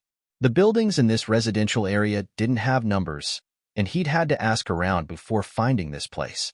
Soon, Xiaoka's voice came from the door. "Who is it?" "It's me, Linny said. Lin-Yi. Following Xiaoka's confused voice, the door was opened. Xiaoka's face was full of surprise. "Why are you here? And why are you here?" Xiaoka couldn't be blamed. She didn't tell Linny about the orphanage, and even if Linny heard about it on the news, he wouldn't be able to find his way here. "Holy hall, Linny big bro, you're here." Xiaoqin ran out of the house and was very enthusiastic when he saw Lin-Yi. "Xiaoqin, did you tell him?" Xiaoka wasn't stupid. She could guess what happened when she saw Xiaoqin and Lin-Yi being so friendly. "Xiaoka sis, Xiaoqin was embarrassed that Xiaoka exposed him. "I just mentioned it casually, and Linny big bro came to help." "Casually mentioned it? He came?" Xiaoka couldn't believe it. She glared at Xiaoqin. "Tell me the truth. Did you ask Linny to help?" "All right, I did. But Linny big bro isn't an outsider." Xiaoqin lowered his head and mumbled, "Not an outsider?" Xiaoka's eyes widened. "Could it be someone from the orphanage?" "Isn't he your boyfriend, Xiaoka sis?" "I was thinking. So I asked him to come," Xiaoqin said carefully. Xiaoka's face turned red. She wanted to say that, but Lin-Yi wasn't her boyfriend. But saying it in front of Lin-Yi hurt her self-esteem. Plus, Lin-Yi was here to help. How could Xiaoka say something like that? "Haha, it's not his fault. I asked to come." Lin-Yi, naturally, knew what Xiaoka was thinking, but he didn't mind. "I brought some money for you guys this time.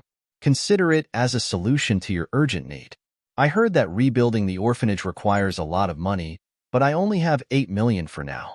You guys build a modern orphanage first and plan all the necessary facilities. I'll think of a way to get the funds later." Xiaoka nodded. "Wow, Linny big bro, you're the best. You came just in time."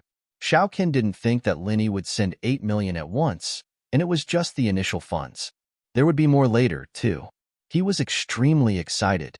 He actually agreed to build a bigger orphanage as well. That way, they could take in more abandoned babies and homeless children. 8 million? Xiaoka looked at Linny in shock.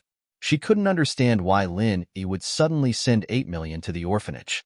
Based on her understanding of Lin-Yi, he wasn't that kind of person, was he? Was it really like what Xiaoqin said? Did Lin-Yi misunderstand something? But didn't Lin-Yi have a girlfriend? And he was still thinking about her? The dean of the orphanage, on the other hand, was happy to see Lin-Yi's timely help, but she was also suspicious of Lin-Yi's intentions. She didn't know about the male thief, so she thought that Lin-Yi really had some kind of relationship with Xiaoka. "It's already been transferred to the account you told me about last time," Lin-Yi said. "You can check. It should be in the account already." "Lin-Yi, come with me for a second." Xiaoka gritted her teeth and decided to come clean with Lin-Yi. She couldn't just take advantage of Lin-Yi like this, could she? She didn't like him, and some things had to be made clear. Otherwise, if he really misunderstood, how could she repay him in the future? If she didn't have a male thief in her heart, she could just do what she said before and pay him back with her body. But she already had someone in her heart, and she didn't want to betray the male thief. That was why she wanted to make things clear with Lin-Yi. "Oh." Lin-Yi paused. He really didn't think much of it. He really wanted to do something for the orphanage. Xiaoka's actions in the tomb deeply touched Lin-Yi, and that was why Lin-Yi was willing to help her. He didn't want Xiaoka to have anything in return. Otherwise, wouldn't it be better to send money as the male thief? Then Xiaoka might even repay him with her body, but that wasn't Lin-Yi's original intention. But Xiaoka had already turned around and left the room, so he had no choice but to follow her. Xiaoka closed the door in the corridor and stopped at the corner of the stairs. "What's the matter?" Lin-Yi looked at Xiaoka oddly. Do you like me and want to please me?" Xiaoka stared at Lin-Yi and lowered her voice, biting her lips. Lin-Yi paused. "I like you? Please you? What are you talking about? Isn't that so? Then why are you giving us money for no reason?" Xiaoka was confused by Lin-Yi's reaction, but she didn't believe that Lin-Yi was being nice. From her perspective, someone who did things for no reason must be hiding evil intentions. The two weren't close, and Lin-Yi and the others had already done their best with that donation. There was no need for him to give them money now. Plus, the amount of money he gave this time was a lot more than the total amount he donated last time. Xiaoke couldn't help but be suspicious. To tell the truth, if it weren't for the fact that he had a deeper understanding of Xiaoke in the tomb, he wouldn't have bothered to give her money. It's all because of Xiao Qin, saying that you guys are in a difficult situation. Linny smiled bitterly. What did you think? That you were thinking too much? I thought you had some ulterior motives. I have someone I like, and he's 1,000 times better than you. So if you have other motives, then don't think too much. Xiaoke sighed in relief after saying that. Lin Yi was speechless. Someone you like is 1,000 times better than me? Are you saying that I have a split personality, or something? Lin Yi didn't know whether to laugh or cry. I know you have someone you like, and I don't like your skills. Target equals for blank.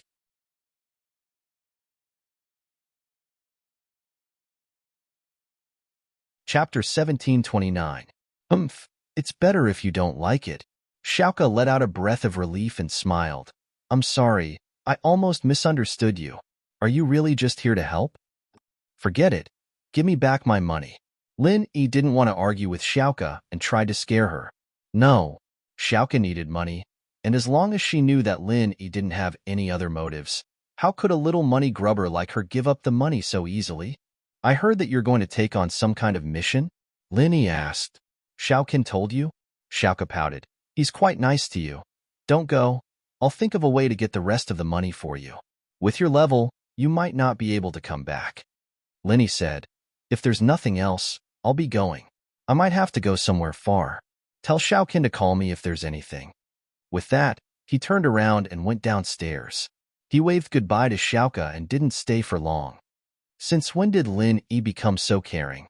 Xiaoke looked at Lin Yi's back, confused, but suddenly, she blinked and rubbed her eyes. Because in that instant, she realized that Lin Yi's back gave her a very familiar feeling. This feeling made her heart beat faster uncontrollably.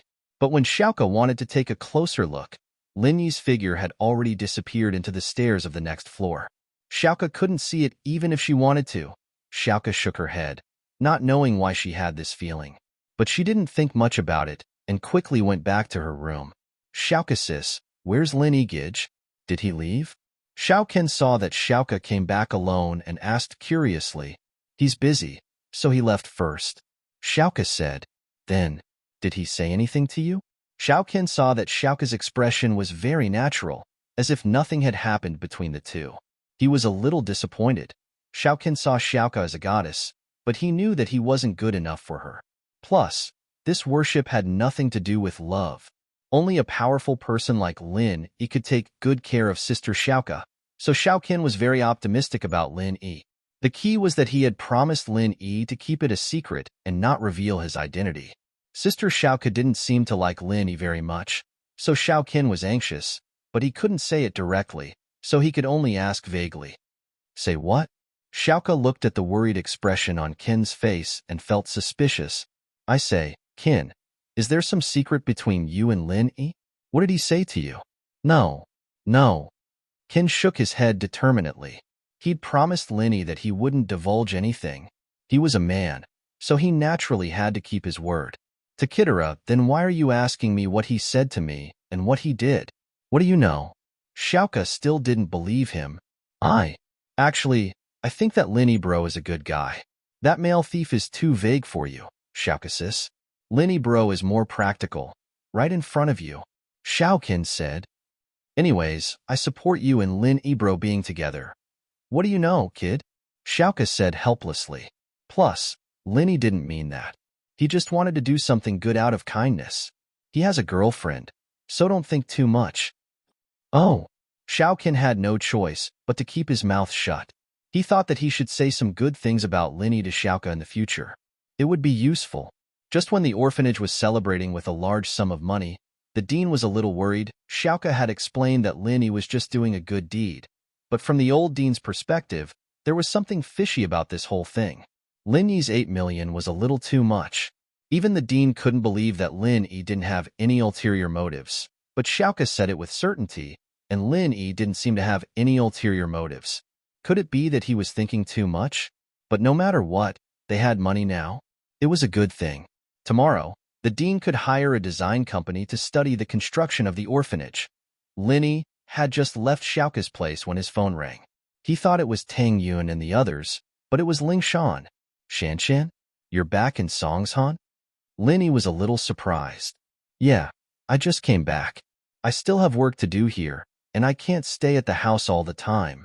Ling Shan paused, her tone a little weird. Plus, I was kicked out. Grandpa told me to meet up with you in Songshan. Meet up with me? Linny blinked. Why do you want to meet up with me? I want to pursue you. Do I have to make it so clear? Ling Shan was a little troubled. Grandpa thinks of you as the hope of our family's rise, and he wants me to stick to you. Huh. Then are you annoyed? Linny didn't know what to say. Of course not. I've always liked you. Ling Shan was the bolder type, admitting whatever she had. She wasn't shy at all. Let's not talk about that. You called to tell me that you're back? Linny wanted to contact Tang Yun and the others as soon as possible, so he didn't have time to chat with Ling Shan. No, I haven't been here for a few days, and I've got a few cases backlog. Can you help me? Ling Shan said. I knew you wouldn't call me for anything good. Using me as free labor? I'll be going out for a few days, so I don't have time. Linny said. Help me, please. Ling Shan's tone was a little coy as she said to Lin Yi. I really have a lot of cases to take care of, and I can't handle all of them. Can you help me with one? Tell me about it. Linny couldn't take it anymore. Recently, there's a new gang active in Songshan. They're using street kids and kidnapped children to steal, but on the surface, they're just street performers. I can't do anything to them because I don't have any evidence. Aren't you close with Yu Xiaoka? Can you ask the orphanage if there's any news about it? Ling Shan and Xiaoka weren't on good terms. She knew that Xiaoka was a thief for the orphanage, so she let her off the hook. However, Ling Shan didn't want to approach her proactively, so she could only ask Lin Yi for help. Target equals _blank.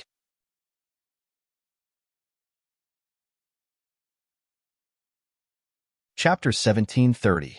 After all, the orphanage should have had contact with the kidnappers before. These small gangs would buy some orphans from illegal orphanages to help them commit crimes. Of course, Xiaoka wouldn't do something like that, but these people might have had contact with Xiaoka before. Oh, okay. I'll keep an eye out for you, Linny said. But it's hard to say if there's any news. Okay, thank you so much. Contact me if there's any news, Ling Shan said. Linny shook his head and hung up. As expected, Tang Yun's call came in as soon as he hung up. Inin, where are you guys? I'm done here. I'll come find you guys? Linny asked. Linny, we're at the supermarket we always go to. Tang Yun said. I want to buy Grandpa Lin a present, but I don't know what to get. What do you think I should get? For him? There's no need for that, right? Lin Yi and old Lin didn't have much of a relationship, and he hadn't bought anything for him all these years. In fact, Lin Yi didn't have much money in his pocket, and other than some living expenses, he gave the rest to old Lin. Holy Hall, how can I do that? Mom said that I need to buy something when I'm meeting an elder for the first time. Tang Yun thought that if someone as stingy as her mom said that, then it had to be a very important etiquette. Then let's buy a few bottles of too, Linny said after some thought. Old Lin loved drinking, but he couldn't bear to buy it. He always brewed his own wine, and only when he ran out of wine would he go to Widow Wong's store and buy a bottle of too to satisfy his craving. But to be honest, old Lin's medical skills were great, but his brewing skills weren't that great. The alcohol he brewed wasn't high, and so he preferred too. He used to compete with Lin Yi in drinking, but Lin Yi couldn't get drunk after 1,000 cups. So he said, it's a waste for you to drink too. Drink some water with me. too? Tang Yin paused. She knew that this kind of alcohol was cheap. Her father used to drink too by himself when his leg was broken, so it couldn't be expensive. Wasn't it a little inappropriate to give it to an elder? Yeah, buy a box for him. He likes to drink too and eat fennel beans the most, Linny said. If you buy other foreign wines, he won't be used to it. Oh, all right then.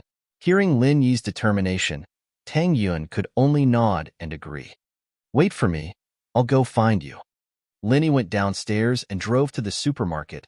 At the same time, In the cafeteria, Jiangwen was eating with a bitter face, and Mingyue was helping him. And Mingyue couldn't bear to let his son eat alone, so he ate with him. If it wasn't for the fact that Jiangwen was afraid of being filmed, he would have smashed the plate and left already. But if this was really put on display, his name as the Songshan young master would have been humiliated. Dad, how was it? Did it go well? Jiangwen tried to find a topic to talk about as he ate. Very well. And Mingyue said, that hypnotist is really good. Pengzhan believes everything I say. If it wasn't for him, we wouldn't have been able to invite Pengzhan out so easily. I didn't expect him to be able to hypnotize people over the phone. Haha, of course, that's a powerful person the vice leader sent to help me get money. He's very powerful along with Professor Een and the others. They're all core members of the Firewolves. Jiangwen said proudly. He can even hypnotize an idiot, let alone a normal person like Pengzhan. Jiangwen, your position in the Firewolves has already surpassed mine. You've done well. Who knows, you might even be able to enter the core of the Firewolves in the future. If that happens, our Housen will have a bright future ahead of us. And Mingyue praised. And Mingyue really didn't know what to say about this son of hers. He was much braver than Enjianda, and the things he did seemed to be impulsive and stupid. But every time he did something, he would get huge amounts of money for the Firewolves. And Mingyue didn't know what to say. But if you let the hypnotist and Professor Een do private things for us, would they have any objections? And Mingyue lowered his voice and asked, Them? I'm in front of them right now, and my words carry weight. I need to get some benefits for my house when I'm doing things for the Firewolves. Jiangwen shook his head and said proudly, I'm resting now, and they have nothing better to do. Even if the Firewolves find out, they won't say anything. My contribution to the Firewolves is hundreds of times more than the others. That's true. And Mingyue sighed. His son had the right to be proud now. He could use all the core resources of the Firewolves, and it showed how much the Firewolves valued him. What he said wasn't wrong. While earning money for the Firewolf gang, earning some money for his own family was nothing. This time, I need to make sure that Pengzhan has nowhere else to go. That's the only way I can make Mingyue marry me. Jiangwen's eyes burned with desire as he thought about it. Jiangwen, with your current status and power, what kind of girl can't you get? Why are you so obsessed with Mingyue? And Mingyue didn't understand what his son was thinking. Although House Chu had Linny behind them, and they looked powerful, and Mingyue didn't really care about them.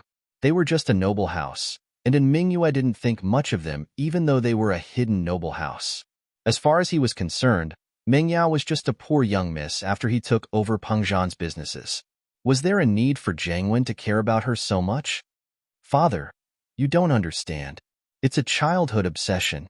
Jiangwen said, if I can't get Mingyue, I'll always regret it. Maybe after I get her, I'll think that it's nothing, but if I can't get her, I'll never be satisfied.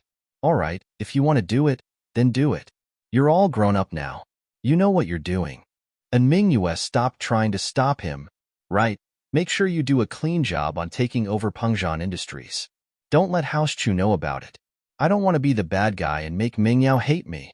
Jiangwen said, I want her body and her heart. Don't worry, I'm a veteran in the business world. I can handle things like this. Plus, with the help of a hypnotist, there won't be a problem. And Mingyue said, that's good. Jiangwen nodded in relief. Right, I heard that big bro of mine isn't satisfied and came back to work. Target equals _blank.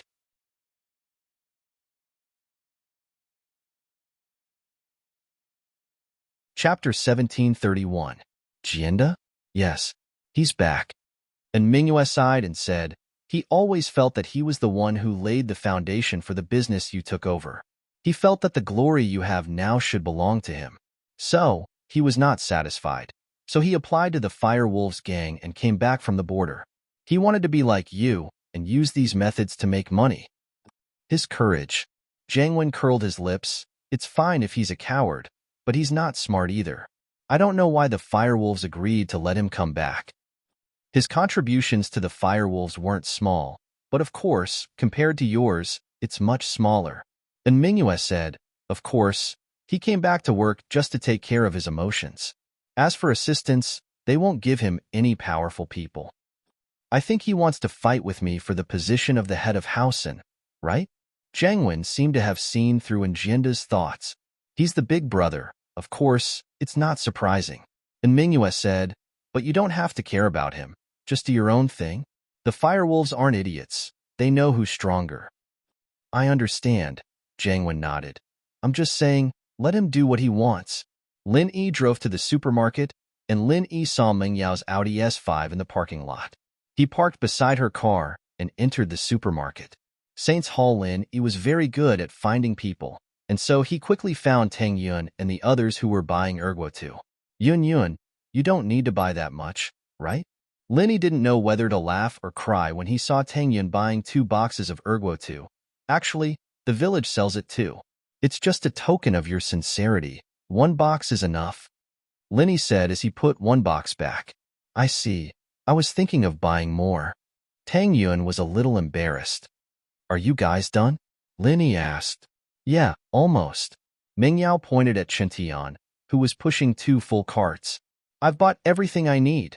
Lin Yi took a look and saw Chintian pushing a cart with each hand. It was fortunate that the guy was a practitioner. Otherwise, normal people wouldn't even be able to push a cart. He didn't know how Mingyao and the others managed to get there, but the things in the cart were piled up like a small mountain. It's just a vacation. You don't have to be so exaggerated, right? Lin Yi said helplessly, Let's go. Let's go and settle the bill. Thief. There's a thief. Just when Lin Yi and the others were about to pay the bill, Yushu pointed at a pregnant woman not too far away. She's a thief. She stole 2 bottles of red wine. Lin Yi frowned. He didn't want to get involved in this kind of thing. The supermarket security would take care of it, and Xiaoko was a thief as well. Maybe the pregnant woman had something she couldn't disclose, so Lin Yi didn't want to get involved. Chapter 333, but with Yushu's shout, they had no choice but to take care of it. All the customers around them turned to look at the direction Yushu was pointing at, and the supermarket security came running over after hearing the shout. Shu, is she really a thief? Did you see it? Mingyao was actually quite a righteous person, but she hesitated when she saw that the thief was a pregnant woman. Wouldn't it be difficult for a pregnant woman to steal things? Where's the thief? Who is the thief? At this time, the security guard in the mall also quickly ran over, looked at the crowd and asked. No one answered, but everyone's eyes were on the pregnant woman near the wine rack.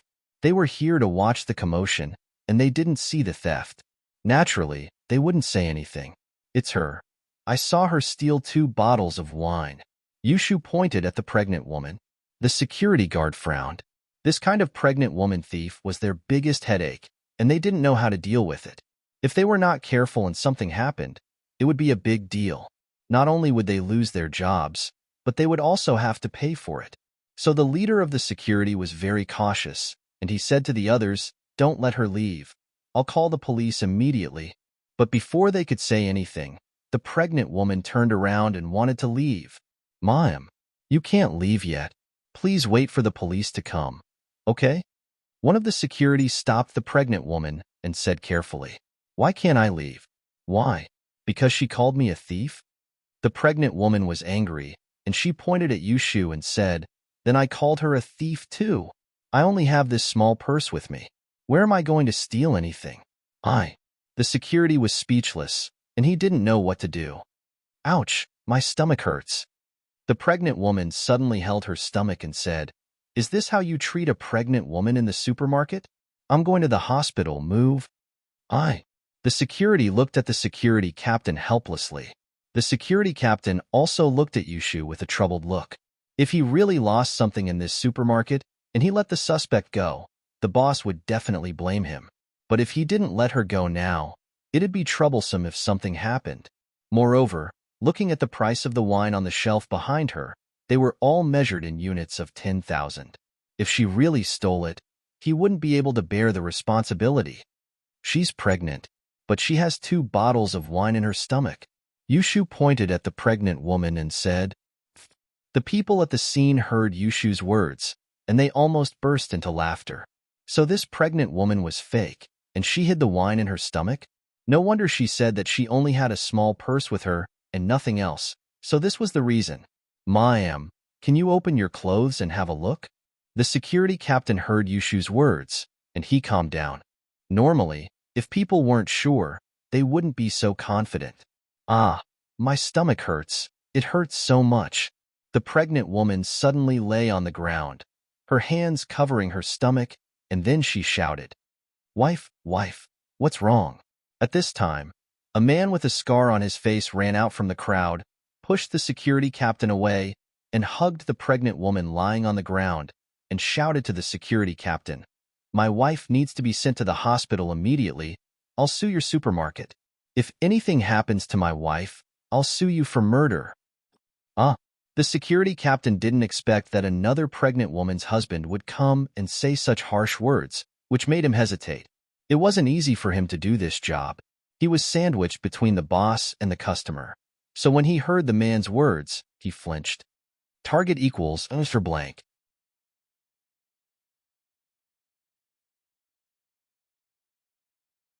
Chapter 1732. Lenny frowned. He didn't want to waste any more time here, so he quickly walked to the pregnant woman and lifted the hem of her clothes. He took out a big bag, and the pregnant woman's belly deflated. He opened the big bag, and it was filled with famous cigarettes and alcohol, worth hundreds of thousands. Lin-E was a doctor, and it was easy for him to tell if the woman was pregnant or not. Since he was sure that she wasn't, he didn't need to spoil her. So it's fake. There's a bag in her belly. The crowd said, "Yeah, this woman is actually pregnant with famous cigarettes and wine. This is really amazing. Whoever finds such a wife will be rich." Another person in the crowd said with a smile, Please come with us to the security room." The security captain saw this and wasn't afraid anymore. Even if the pregnant woman was fake, there wouldn't be a problem. However, just when everyone was cheering, the man who claimed to be the pregnant woman's husband disappeared. When the security captain wanted to invite the man to the security room, he realized that the man had already left. Although Lenny saw that the man had left, he didn't stop him. He had done enough. The group paid the bill and went to the parking lot. They loaded the things they bought into the car, and just as they closed the door, they were surrounded by a few people. Since the parking lot was open air, and there were no surveillance cameras, these people were very unscrupulous. "Guys, you've done a good job, and now you want to leave?"